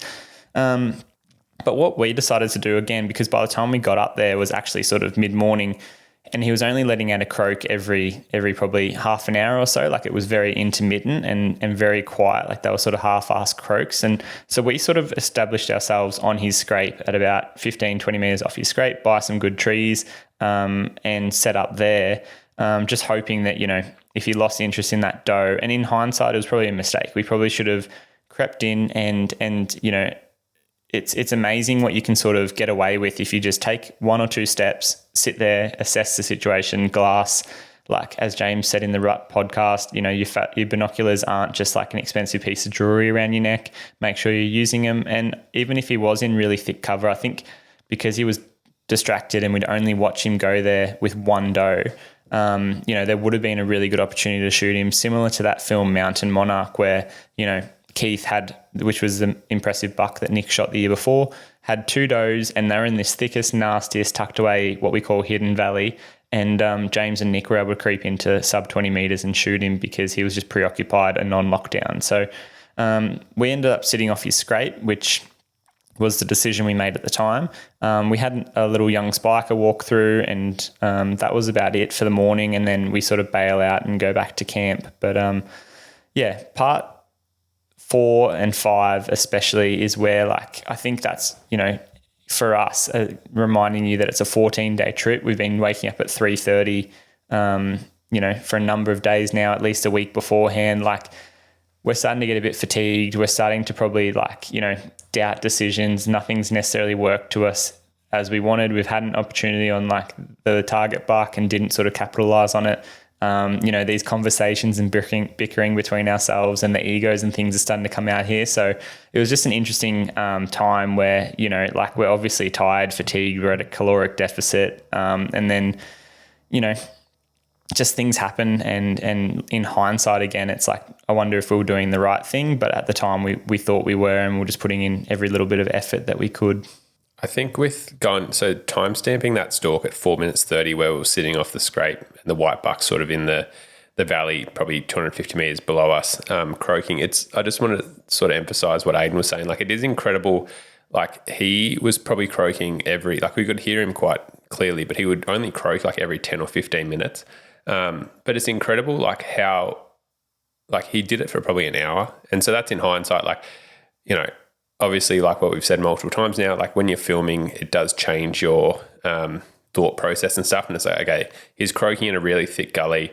There's 3 of us trying to move in. He's not croaking that sort of continuously, I guess, what we'd like, where they're just frantically on a scrape. He was sort of, back and forth. And so, but if you're in that situation, it's actually not that, people love it when, there's obviously probably a doe in heat and there's probably competition and a buck's just standing there croaking nonstop for an hour. But it can be just as successful when you've got a buck that's croaking every 10 minutes. Really, you just want that positive reinforcement that he's standing in that rough area. And so that's where just moving slowly and just cutting the distance in his direction. There's so many times that, you start moving and you're 300 meters away and then all of a sudden you're 200 meters away, 10 minutes later and he croaks and you're trying to glass in the thick stuff. And then you just keep cutting the distance and all of a sudden he opens up right in front of you and you can't see him or the doe, but he's only 60 meters out. And then you just keep slowly moving in and you actually then that's exactly what happened with Keith. It's pretty funny. I was just like, while Ayden was talking, I remembered the name of the white buck. We didn't really use it much, but it was Azog the Defiler from from Lord of the Rings, or the White Orc. Because the white buck. I mean, we pretty much called him the white buck, but every so often we'd call him Azog. But he was the defiler of does. We just watched him for the first 5 days, where he had a lot of affection and time from all the does, but he was a big brutish character. I mean, like I said, it was sort of one of his nicknames, probably more than his main name, like Uno and Keith. But yeah, we obviously do enjoy naming all of our bucks that we target. It sort of just increases and adds that extra dimension to a hunt. But another thing I wanted to touch on was about 10 minutes 30, we had a really good stalk on the white buck. I actually might leave this up to Ayden because I wasn't there. So I actually went to my lovely partner, I guess brownie points here, but my beautiful, lovely partner's family for Easter at that time. So I think it was roughly like the 14th or something like that, or maybe a bit earlier, the 10th in 2022. So I went down to their place for Easter, and Ayden and Nick stayed to film. So obviously gone from 2 cameramen, like one recording the B-roll stuff and having one to record like with the big sort of clumsy tripod and sort of very heavy camera setup, to then going to one person. It made it quite difficult for Ayden, but there's a really good stalk and a lot of takeaways from the end of this part 4. So I'll let Ayden take it away. Yeah, so as you see in part 4, especially towards the tail end of it, we just spend what seemed like, days and hours of particular stalks within, really close proximity of that white buck. And again, I think because he was quite a loud vocalizing buck, like we were able to sort of pinpoint his location, and then there was no real doubt as to, which way should we go about it. It was like we did everything right and were able to like do big laps to get the wind right and come in on him. So then by making sure that the wind was right and we had this constant, croaking, even if it was, as James said earlier, like every 15 minutes he'd let out one croak, it meant that, for an hour you could get in there and then, do it properly. Whereas if a buck croaks for 30 seconds, and then stops and then doesn't do it again, it's like makes it very hard to actually pinpoint his location over time. So Nick and I ended up creeping in on this buck, and it was, again, hard. Like, and this is where, in hindsight, like I was filming with the big camera. We had the bucket, I think it was like 70 meters, and I set up the tripod, hit record, and knew that we had about 30 minutes of recording time to hopefully try and get it done. So we then left that camera set up there on the scrape. And what's beneficial about this is that at the time, which you'll see in the footage, we ducked around, sort of skirted around the right-hand side of the hill because that's the way the wind was coming in, got the thermals right, and sort of came in level with him. And we were just using the tops of the tree. Like we couldn't see, we were peering over the edge. So the only thing that could blow our stalk at this point was sound. They couldn't see us, and potentially if the wind really swirled and sucked back over, which again was unlikely because we had this deep dark gully and a creek below us, and it was perfect time in the morning where the thermals was going down. So really, and like this is where in my head, knowing, like seeing the footage now, I know that the does ended up hearing us. And you see this cool, because at the time, Nick and I sneak into about 30 meters and we're trying to crest over the top of this lip and just see where, like, we can hear the buck letting out all these little tending groans and grunts. And we know there's does there because we'd watch them at 70 meters when we had a clear view of them and set the camera up. But it's what that camera angle actually captures is the buck is croaking the whole time and completely unaware to our presence. And this is where it goes back to respecting those does, because you'll see in the footage, at around 10 minutes 30, for example, in part 4, you'll see this doe just sort of go from, feeding and doing her natural thing, being tended by the buck, to just like sitting there pretty and like looking directly down the hill in our direction where we come from. And again, like you'll see, like there's all this transcript that Nick and I are talking and capturing as we're going up there slowly. But like through that process, we're in steep country, obviously slipping on the odd rock, boulder, a stick catches our camo and stuff. There's 2 of us closing in, like we're making slightly bit too much noise. And that doe just never sees us. Like we never even lay eyes on them. We're never even close to like laying eyes over that edge. But just that sound is enough for her to sort of move off. And you capture that in the telephoto lens. You see her run off, the buck's still croaking, and then he obviously goes, oh shit, I'm trying to breed that doe and I'll chase her off. And then what effectively happens is we set this chain of motion in where that buck just chases her up the hill, pulls her up, and they all start running again on the next little scrape. Like that's his role, is to get them on a scrape and try and breed them. And they'll sort of comply with it. And again, I think because she didn't see us or she didn't smell us, she was like, oh, okay, yeah, I might have just heard a wombat, but I didn't want to be there at that time. So they've moved and gone a couple hundred up the hill. We then follow them up, and then you see it, 13 minutes, 20 or something. So that this is all in the same morning, all in the same stalk. We start pushing the doe like up there, and then now it's actually like an hour after first light. By the time we've traversed up the hill to where they are, the thermals are starting to change, and that's a component of, whilst the wind's good right now, we know that as soon as this sun starts hitting the valley, which it was doing, like the thermals are going to go up. And it was almost like Nick and I made the decision that we would rather get spotted than winded in this point. Like I think them seeing a little bit of movement would have been better than them blatantly just smelling us. Like the last thing you ever want to do with animals is their nose is so deliberate and delicate. Like they're smelling millions of particles of human scent compared to like what we can smell, if that makes sense. So for them, it's so odorous and foul and whatnot. It's like we made the conscious decision to just be like, let's push it. If they end up starting to look, the worst thing they're going to do is kind of be like, oh, is there something there? And hopefully just poke up over the ridge. But again, keeping that in mind and trying to film it, we were probably a little bit noisy on this approach too. And long story short, we don't end up shooting the buck. But I think the takeaway message from part 4, and especially these stalks on the white buck, is like,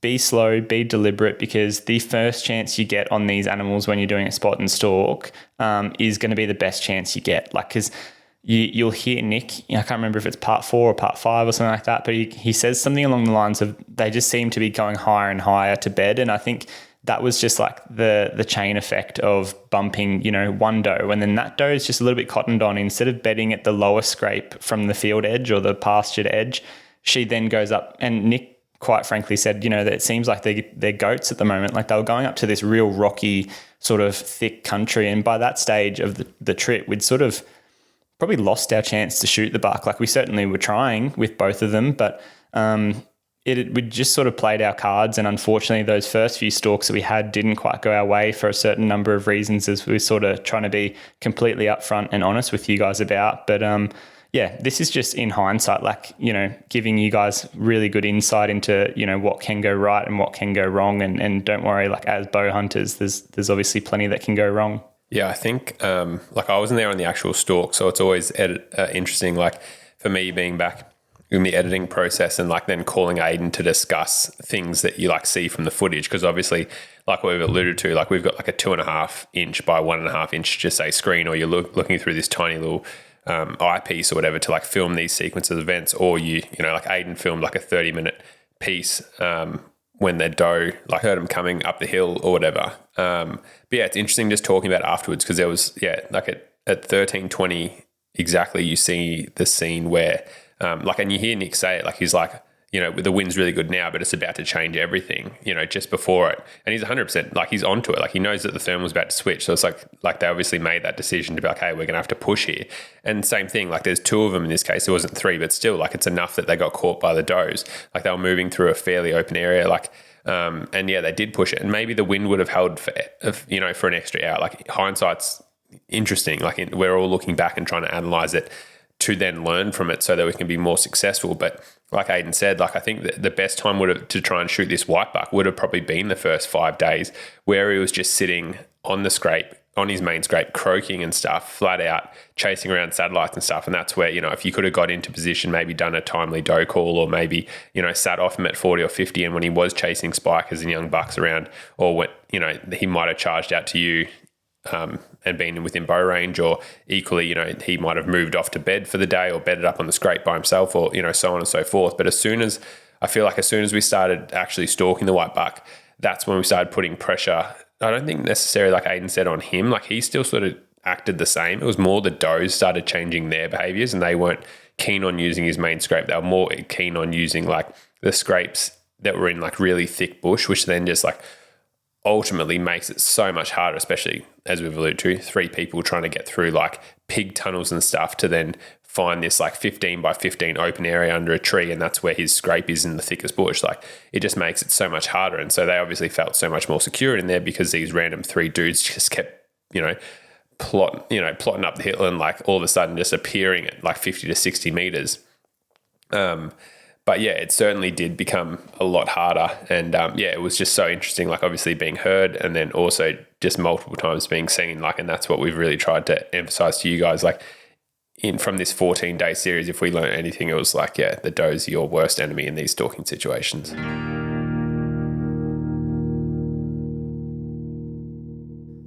Embark on an unforgettable journey with our fully guided Chital Deer hunts, catering to both rifle and bow hunters.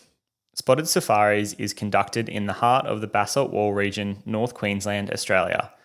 We specialise in catering to all experience and fitness levels of our clients, providing trophy stag chital hunts as well as beginner focus adventures and meat hunts. With over 15 years bow hunting chital deer, our guides know these animals and the grounds they hunt like the back of their hands. With chances at a mature basalt boar as a bycatch and some spectacular wildlife viewing, there really is something for everyone at Spotted Safaris. Inquire today by emailing spottedsafaris@hotmail.com or simply send them a DM on their socials. So part 5, we finally get a break because it seemed like, 3 and 4, things didn't quite go our way despite all the effort that we're putting in and the time spent on the mountain. But part 5 starts with a really cool encounter where just, again, you guys are our listeners in this instance. We'll give you the breakdown and something to look forward to. But a buck does get killed in part 5. Which buck it is, we'll let you guys find out by watching the YouTube series. But this was pretty exciting because we were playing on the fact that, there were plenty of bucks running up and down the mountains looking for those does, and we'd spotted this buck first thing in the morning. And honestly, it was probably close to 500 to 750 meters away. Like it was I remember, quite far. Yeah, right? I remember arguing or bickering between James, Nick and I. Like I saw this buck and I said, let's try and call him. And just because I knew the stakes of what time of the rut it was winding down towards, I think it was the 17th of April at this point. It was pretty late. Like it was like the second last day or the third last day or something like that. Yeah. So a lot of the does had been bred. We'd visually watched for the previous few days does being bred and things like that. And I thought, look, this buck actually had a bit of a limp. So I thought like a rattle was going to be pointless. We didn't have a scrape near us. Like he's not going to want to fight because he's probably just been bashed by another buck and whatnot. So we let out literally one really high pitched doe call and I couldn't actually see. So I cupped my mouth and I said, you guys just look through the binos because he was that far away and tell me if he like turns and responds and like looks our way. And similar to what we were saying in some of these Red Deer and Fallow podcasts is like you can often like letting out 1 or 2 doe or hind calls respectively isn't like a bad thing. And just seeing how they respond is crucial. And this buck just turned on a dime and like, again, limping, started walking down the hill. Yeah, 750 meters away. He didn't even like stop and look towards us. He just started moving down the hill and we were like, oh shit, all right, let's, to be honest, he started limping and running down the hill, but the pace at which he was running, we were like, shit, we've got to run. We're not in a good spot to actually to shoot this buck. So we ran like another 200 meters, wrapped around the ridge line, got to a nice shady spot where we thought like, the wind was going to be good because we, again, didn't know how long it was going to take. And then, to be honest, you watch the footage and it happens pretty quickly, which it did, but it still took about 10 to 15 minutes for this buck to come in from 500 to 750 meters away, down through a gully, across a creek. But it speaks to the power of that doe call. And honestly, between when we called initially, we maybe let out 2 or 3 different calls over a couple of minutes. Just to encourage him to come. This is the direction that we are. And that's right. We didn't want him to pop out 150 meters up behind us where the wind was bad or anything. So we gave him that direct line. And as they obviously do, they know exactly where you're calling from them on the mountain. And we called this particular buck into, I don't know, maybe 7 meters or something like that. And you'll see like there's multiple angles. It's just one of those perfect occurrences. And again, it happened because we were playing on it was a perfect rut bow hunt where, we had 3 of us within, 7 to 10 meters of this buck, called him in from a long way. And he had no idea what was going on, was, unnatural. He, the whole time until his last breath, would have been thinking, I'm going to get lucky with a doe that's, let me know where she is. Just one small thing I want to touch on there. You'll notice with setup, is really important, and Nick's like obviously all over it. But so Nick's a left-handed shooter. Don't hold that against him. But he, so like when he sets up, he'll set up with his, like you're trying to cover as much as you of yourself as you can behind the tree. So in Nick's sense, he will be like his right shoulder will be up against the tree, so that only just the bow and his hand is hanging out from the left side of the tree. So he did that really successfully with his first stalk with the buck, and then also in this one, and that's just trying to conceal as much as possible. Like obviously those, whether it be a stag or a fox or anything, like they're coming to a call, they're coming into your situation. So like movement, like they're pinned in on your position. So movement in that situation is like everything. And so trying to have as much as yourself concealed as possible, but still effectively like that you can effectively get an arrow away, is critical. And so he does that perfectly, obviously, in both stalks. And yeah, same thing. Like if you're a right-sided shooter, obviously your left shoulder is going to be against the tree, so that, you know, really it's just your right, you're leading like left hand for a right shooter, and the front of the riser and stuff of the bow might be around the tree. But then most of your left shoulder and your actual chest and everything like that and your legs are like actually around the tree. And you can still pivot off the tree. So if you're right, you know, you can either, if you're right hand, you can obviously shoot straight ahead or all the way around to 90 degrees to your right, quite comfortably. But it's just setting up to maximize that, yeah, these animals aren't going to pin you, because especially if you're doing like close quarters, where often, as we've stressed, is important with these front on shots and stuff, like you really want to call them in quite close with a bow to your position, then yeah, being set up properly is like really, really important. Another thing I just wanted to discuss was so we ate both of these bucks. So the first one was shot probably around the 5th, I reckon, of April. The second one was this second buck was quite late in the rut, and both ate beautifully. Like we just did, like as you see in the film, we did steak sandwiches. We just did like steak, like little dimes, I guess, of like the backstrap. We minced some of it. We did slow cooks with some of it, as you'll see, cooked up the ribs and stuff. So like, yeah, we ate it in like pretty much every way possible.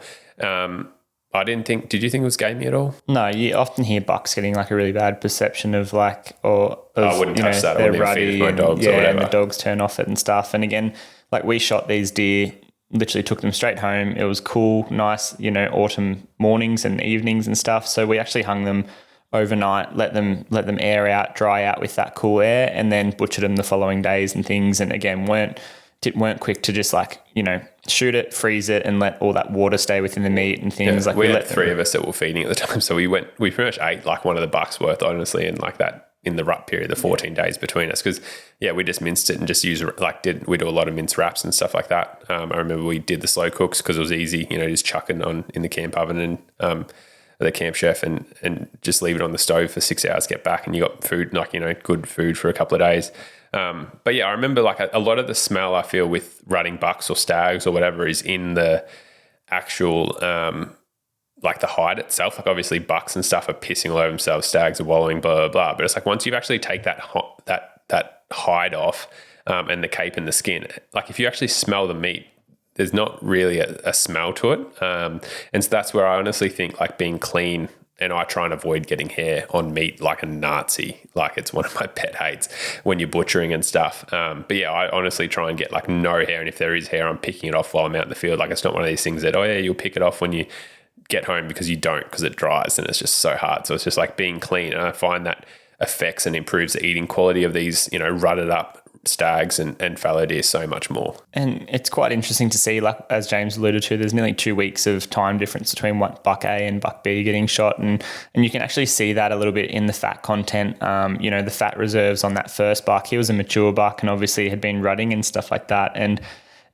he still had fat from like where he'd obviously stored all this energy over velvet in the summer period. And then you looked at buck number 2 and there was a lot less fat, more just muscle obviously, but he still ate incredibly well. Like the tenderloins and back straps and stuff were tender.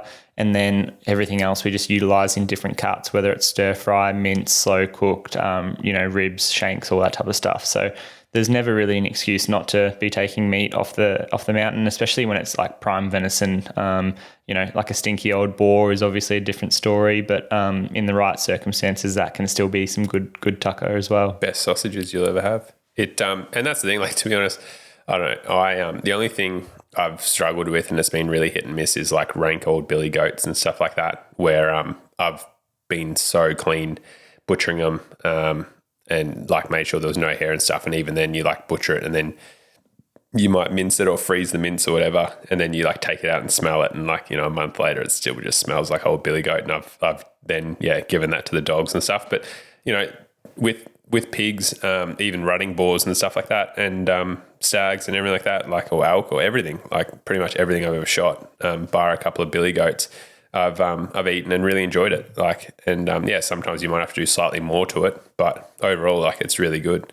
At one last topic in part 5, so at 14 minutes 30, you see that Nick goes and checks a trial cam, and I just wanted to raise the point that, like, we obviously spoke about how important pre-rut and even in the velvet period on dams and stuff like that, but definitely pre-rut, having cameras on scrapes are for finding mature bucks and seeing what bucks are using scrapes, but it carries all the way through the rut, because especially I find it later in the rut, it becomes really important because you get to see new bucks that may be rocking up to your area, as we've discussed, but also like bucks will start moving around even within their sort of home range. So we, ended up discovering that Uno was crossing the valley and going to the other side, mainly at night and stuff, but it just opens up the possibilities to like corridors and new bucks, and just, it's like information that is very easy, like just going and checking a camera and stuff. But it just opens up more opportunities, and the more research and insight that you have into these deer behaviors, like, it's just going to help make you more successful.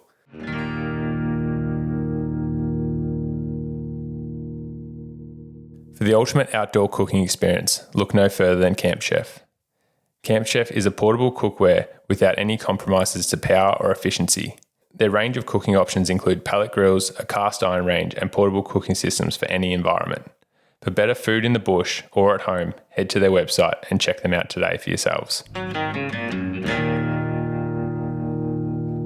So we hope you enjoyed that breakdown of Fallow Frenzy. We just wanted to give you as much insight and, I guess, education lessons that we learned through the filming, and obviously then the editing process, like it did for obviously the punishment that is filming. It did have a lot of benefits even in educating like Ayden, Nick and I, in terms of, educating us on busted stalks and what we could do to improve. Like, it's very easy to reflect in hindsight on when stalks go wrong, but to actually have it like filmed out, it's like almost like having a sports game, a football game or something like that filmed out, and then being able to review it post-match. Like, it did really help us analyze and critically break down situations, and, like often what you think happened during a play or in a game or in a stalk, wasn't the case. And so it did, like, we learned a lot from this 14-day hunt around fallow characteristics and, increasing the likelihood of stalks and, just fallow behavior and stuff. So it was awesome to be able to break that down for you guys, and hopefully you took a lot away from it, because, there was certainly a lot of information and lessons that we learned. But we're going to dive into the FAQs, which, if you have one, please email us at info@twinelements.com.au, or equally you can send us a message at Twin Elements, Ayden Doumtsis Outdoors, or James Doumtsis Outdoors on Instagram. So the first listener question we have is, what's the filming strategies leading into a hunt like this? Where are the two of you behind the camera as opposed to when there's only one of you? So do you want to tackle that one? Yeah, for sure. And I think, like with any of our films, the biggest thing that we're trying to do is obviously authentically, portray what bow hunting is like for us. And that's hopefully what you can sort of feel from the theme of like our hunts. And just speaking to the theme, like this hunt in particular, the sort of background of it was that we were trying to play off what had happened the previous year, where we'd had this incredible rutting encounter with the single, one antlered buck within 20 meters. Nick made the decision to pass him up, and now we had this full, a rut of 14 days to obviously try and, find him. And we didn't know if we would. We obviously had the trail camera photos, but as of morning one and that evening before, when we filmed the introduction and stuff like that, like, we were just hunting at that point. We had no idea if we were ever going to see him again, or if we were going to see him on day 3 and his antler was going to be broken again. Like, James can probably share a funny story about the following year from this hunt in 2023. But, Uno was definitely our target buck. But at the end of the day, we were just sitting out there to capture what we were, going out there to do. And that is simply just bow hunting.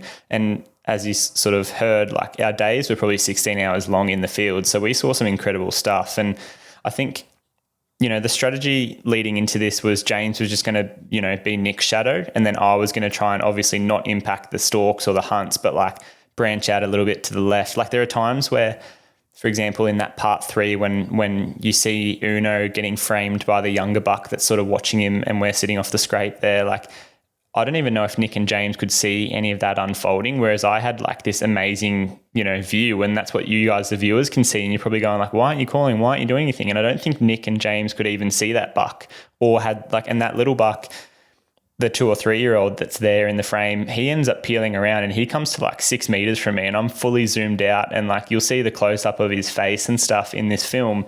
And again, by that stage, he's sort of out of Nick and James's realm and not even on their cards. They're looking at Uno and this little spiker, but that buck's 6 meters from me. And I've got to know as the cameraman that if I move here or even like blink the wrong way or something like that, that this buck is going to just run back up the hill straight to where he's come from and spoil the stalk. So I think going into it, it's obviously like, don't ruin the stalk if you can. Just be authentic and like, true to yourselves, hunt extremely hard, and then whatever comes from it is going to come from it. But we definitely had the luxury of trying to record, wildlife footage with the telephoto lens, and then POV, like over the shoulder sort of bow hunting style and behind the scenes with like B-roll type footage with the smaller camera and James.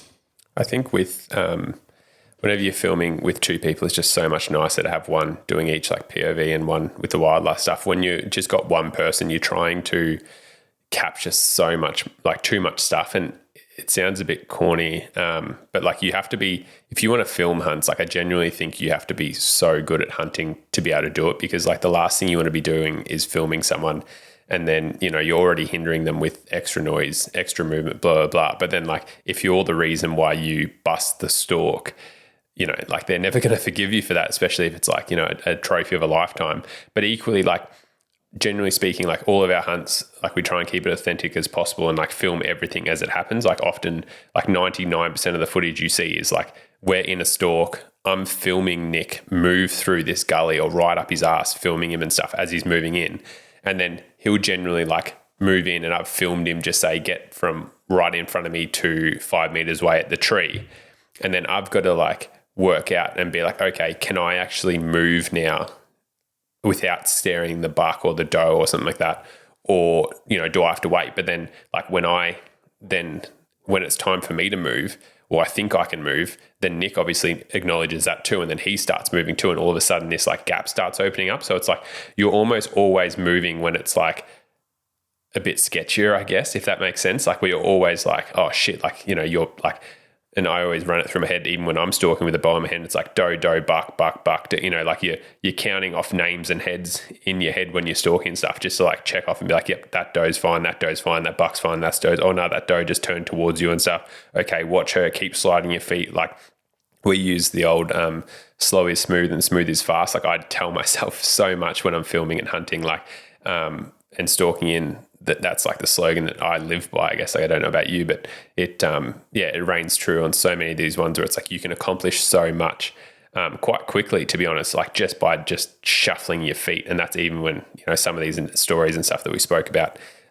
during this hunt series, Fallow Frenzy, that, like you're like, oh, there's a croaking buck. He's not croaking very much, but it's like crazy to think what you can accomplish even in really thick bush by just like cutting the distance and just like edging and like picking your way forward slowly and just making that, like, that 5 meters becomes 10 and 20 and 100. And all of a sudden you're like, oh shit, I'm 30 meters off a croaking buck. It did take me an hour, but you're there now, and then you're in the zone.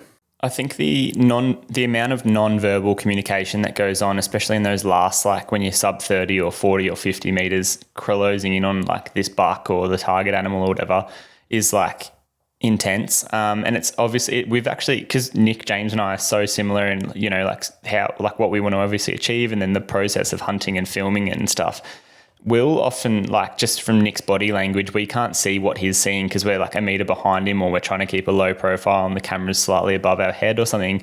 But we're just feeding off the way he moves and like trusting that, if he's taking a step or two here, it means that we can take a step behind him. And it's not necessarily 2 steps, but we definitely can do that 1.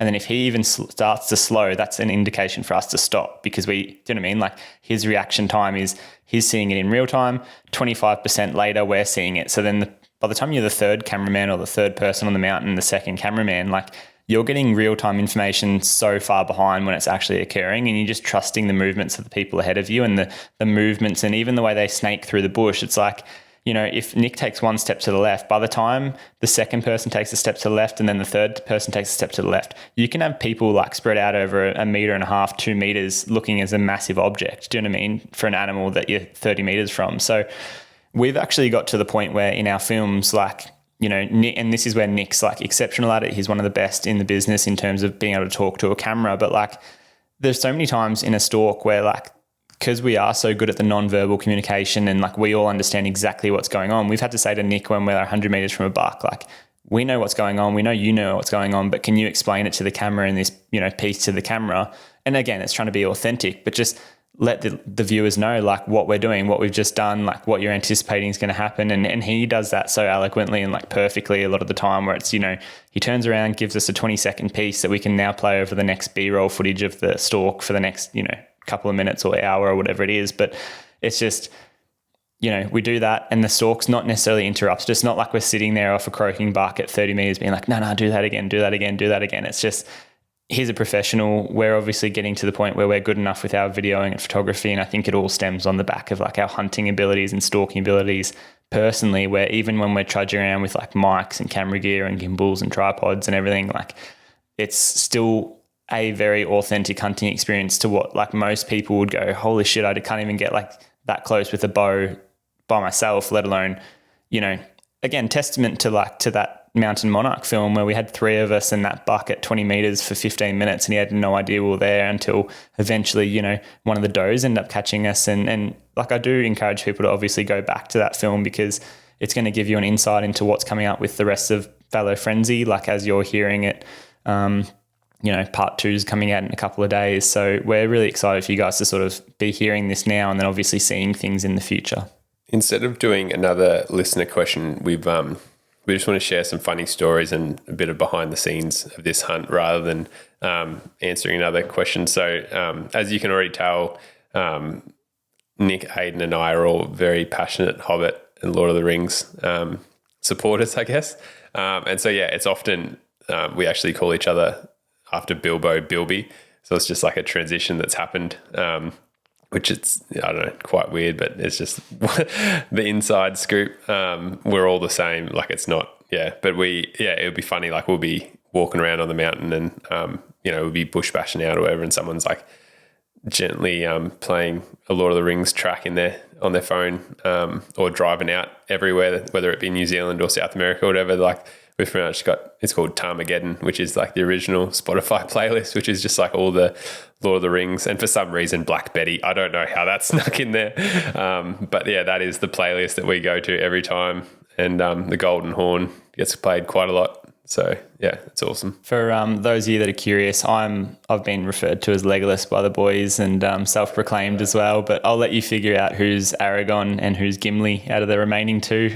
One boy is going to be disappointed, but everyone knows I've got the best eyes in the business and that's why I've been called Legolas. But a funny behind the scenes from this, not particularly this hunt, but many of you would have seen our hunt from years and years ago, Relentless, was where I followed Nick around for, again, it was like a multi-day trip, potentially passing on in that week-long sort of duration. And the weather was just absolutely atrocious. It was, to be honest, it was quite dog shit. We had the mistiest mornings and days and just rainfall, and to the point where like there were days where we'd hunt but we couldn't really film, and then we finally ended up getting it done on this boar. But I remember the days leading into this, as a bit of like a morale booster in camp, Nick turned to me one night when we were sitting by the fire, like just trying to get as much food into our guts as possible. Like we were sitting there, I think we were eating like lamb 4-quarter chops and Alfredo pasta, which is a bit of that was the go-to. Yeah, on day like 15, you know what you're having for dinner, and it's just to try and get the morale back in camp.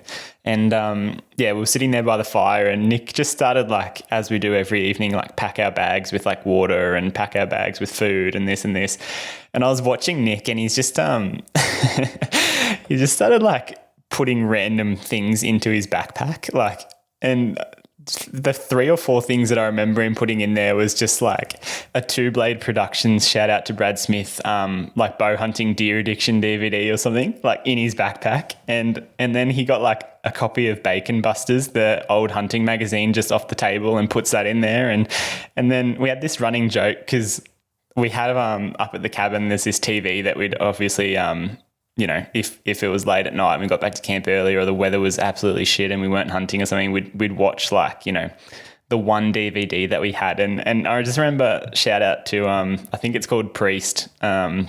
It's this film, it's like medieval, or I can't remember, but there's like vampires and priests and shit and they're at war. And the thing that just tipped me off over the edge, like it was all outrageous, throwing all this extra shit and extra weight in his backpack. I think he threw like a massive 10-inch Bowie knife in there as well in case a boar charged him, like just completely taking the piss. And then what threw me over the edge was like he threw a candle in there or something and then this Priest DVD and said like, I can't remember what the line was, but it was something along the lines of when the darkness comes, we will be ready or something like that. And I just remember like we ended up shooting this boar the next day and just taking the absolute mickey out of each other and laughing. But obviously like you guys don't ever see that, but it's just, you know, we were obviously like pretty tired, pretty flat. And then it's just, being able to make light of it and remind yourselves why you're out there, you know, that we're choosing to do this, we're choosing to bow hunt, we're choosing to do something that's hard and then finally get the results after multiple days. And that's just the characteristic that comes through in all these adventures that we've had with Nick and with James and myself. Like, you know, Mountain Monarch was, I don't know how many days James and I were there for. We had like just grinded it out for about 10 days or so on red deer. Like we were hunting this one, which we probably should break down at some stage too, but this one really incredible stag that we called Graham. He was a piece of shit. I'm not going to lie. I didn't like Graham at all.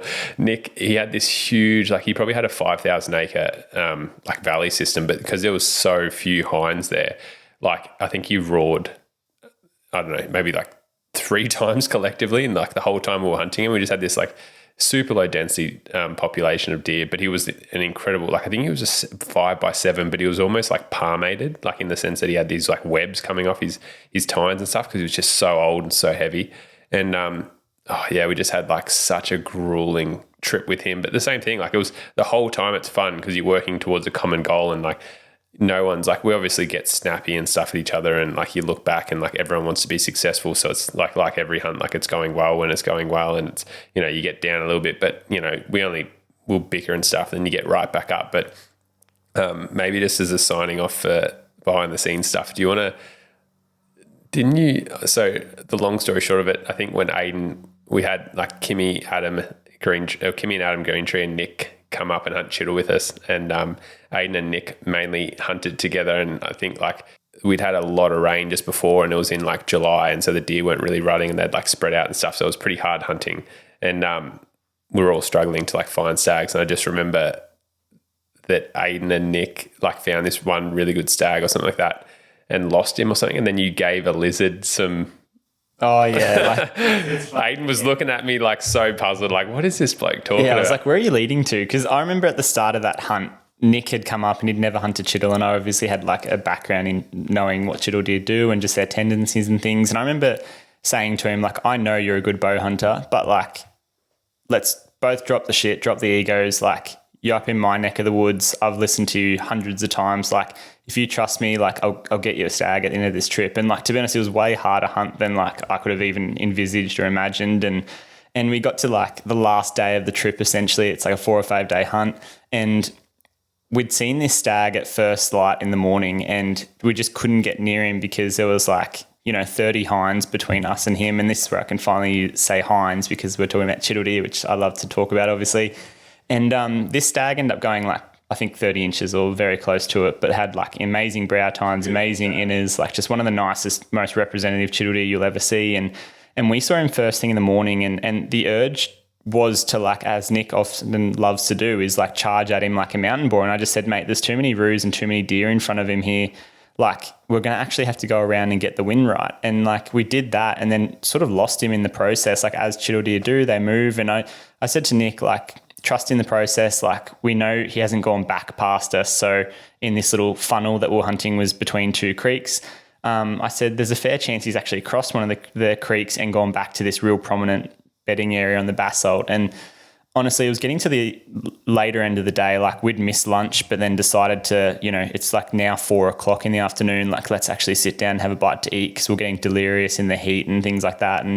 And we pulled out like muesli bars and all this shit, and we're just sitting there, and this little dragon of some species, like a little lizard or reptile species, climbs up on a rock right next to us, and Nick's like flicking at some muesli bar, being like, come on mate, have a bit of that, like trying to feed him. And then he said, nah, bugger it. And he went over and like spent about a minute trying to catch a grasshopper, catches this grasshopper, and then flicks this little grasshopper to the lizard, which proceeds to then grab it and eat it. And Nick's like, that's it. We've fed the gods. We've appeased the gods or something like that. And I just remember thinking like the way luck has it, and like the bullshit, I thought back to that priest and chucking things in the backpack. Like, sometimes just, it was probably already set into motion because we'd done all the right things like earlier in that morning and not spooked the hinds and not spooked the stag, and we were hunting the right areas and doing the right things. And to be honest, like, I don't think if we fed the lizard or not, it was going to impact it. But it's just so funny that little morale booster was enough to give us some energy and be like, all right, let's dial in. We've got a couple hours before dark. Like,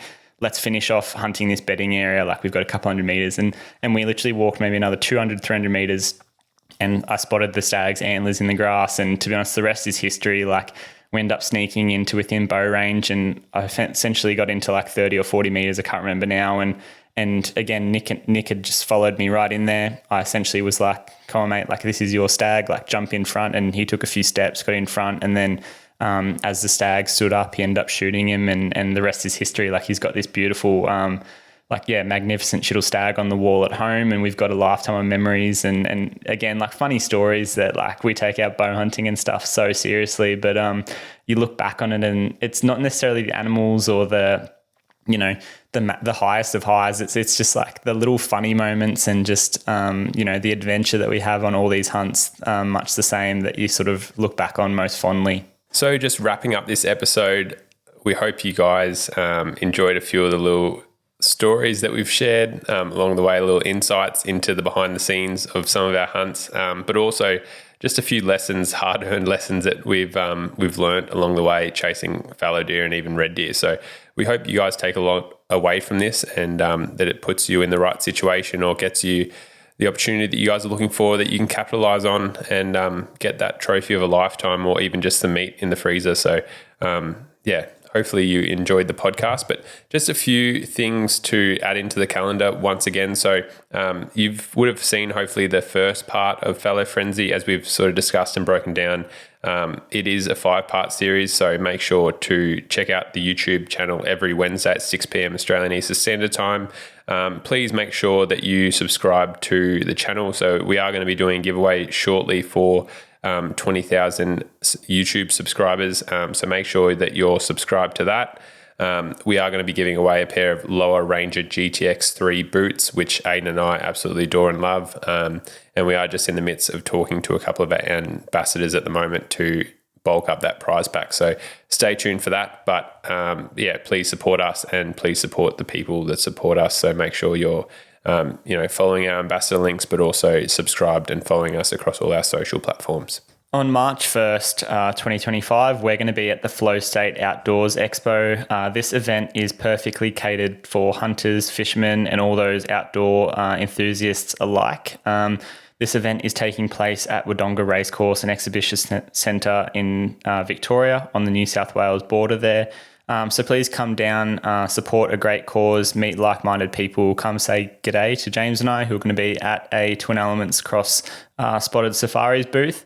And check out all the other vendors that are making the effort to support the day. If you want to get in on the action, there are some early bird tickets available now, leading right up to the moments just prior to the event. So for just over $20, you can buy your tickets to get you in the door and in the draw for tons of great and amazing prizes. I think 99% of these prizes, whether it's knives, camouflage gear, like adventuring packs, meat packs, all these types of things are going to be drawn and given out on the day. So you must be in attendance. But as James and I have alluded to in previous podcasts and on our socials, we are giving away a Spotted Safaris fully guided Chital Deer hunt in 2026 as part of this early door prize giveaway. So you must purchase an early bird ticket to go in the running. We're essentially treating it as a bit of a raffle. We've spoken to Wade and the good folks over at Flow State Outdoors. So instead of having to be there on the day, they've stretched out those entries to be for our friends like over in Western Australia or the Northern Territory or anything like that. If you do want to buy an early bird ticket, support the cause, but you won't be able to come and be in attendance of the day, you can go in the entry to win this Spotted Safaris hunt, which is going to be absolutely epic. We cater to all fitness levels, all hunting experiences and styles and all that type of stuff. So it should be the best opportunity you're going to get to win a guided Chital Deer hunt. Yeti are also hosting an epic VIP wild dining experience from 5 to 7 p.m. on the same evening of March 1st. To be part of this experience and indulge in some epic food cooked by some incredible chefs, make sure that you grab a ticket. It's about $110, which you can find on the Flow State Outdoors website. And be quick. There were only 100 tickets available, and I imagine by the time you're hearing this, there's not going to be too many left. So if you're interested, check that out rather quickly. Once again, thank you everyone for supporting the podcast. We appreciate all your feedback and love that you guys are sending towards Ayden. We do reply to and appreciate every single message or email that we get, whether it be on our socials or whether it be through the email.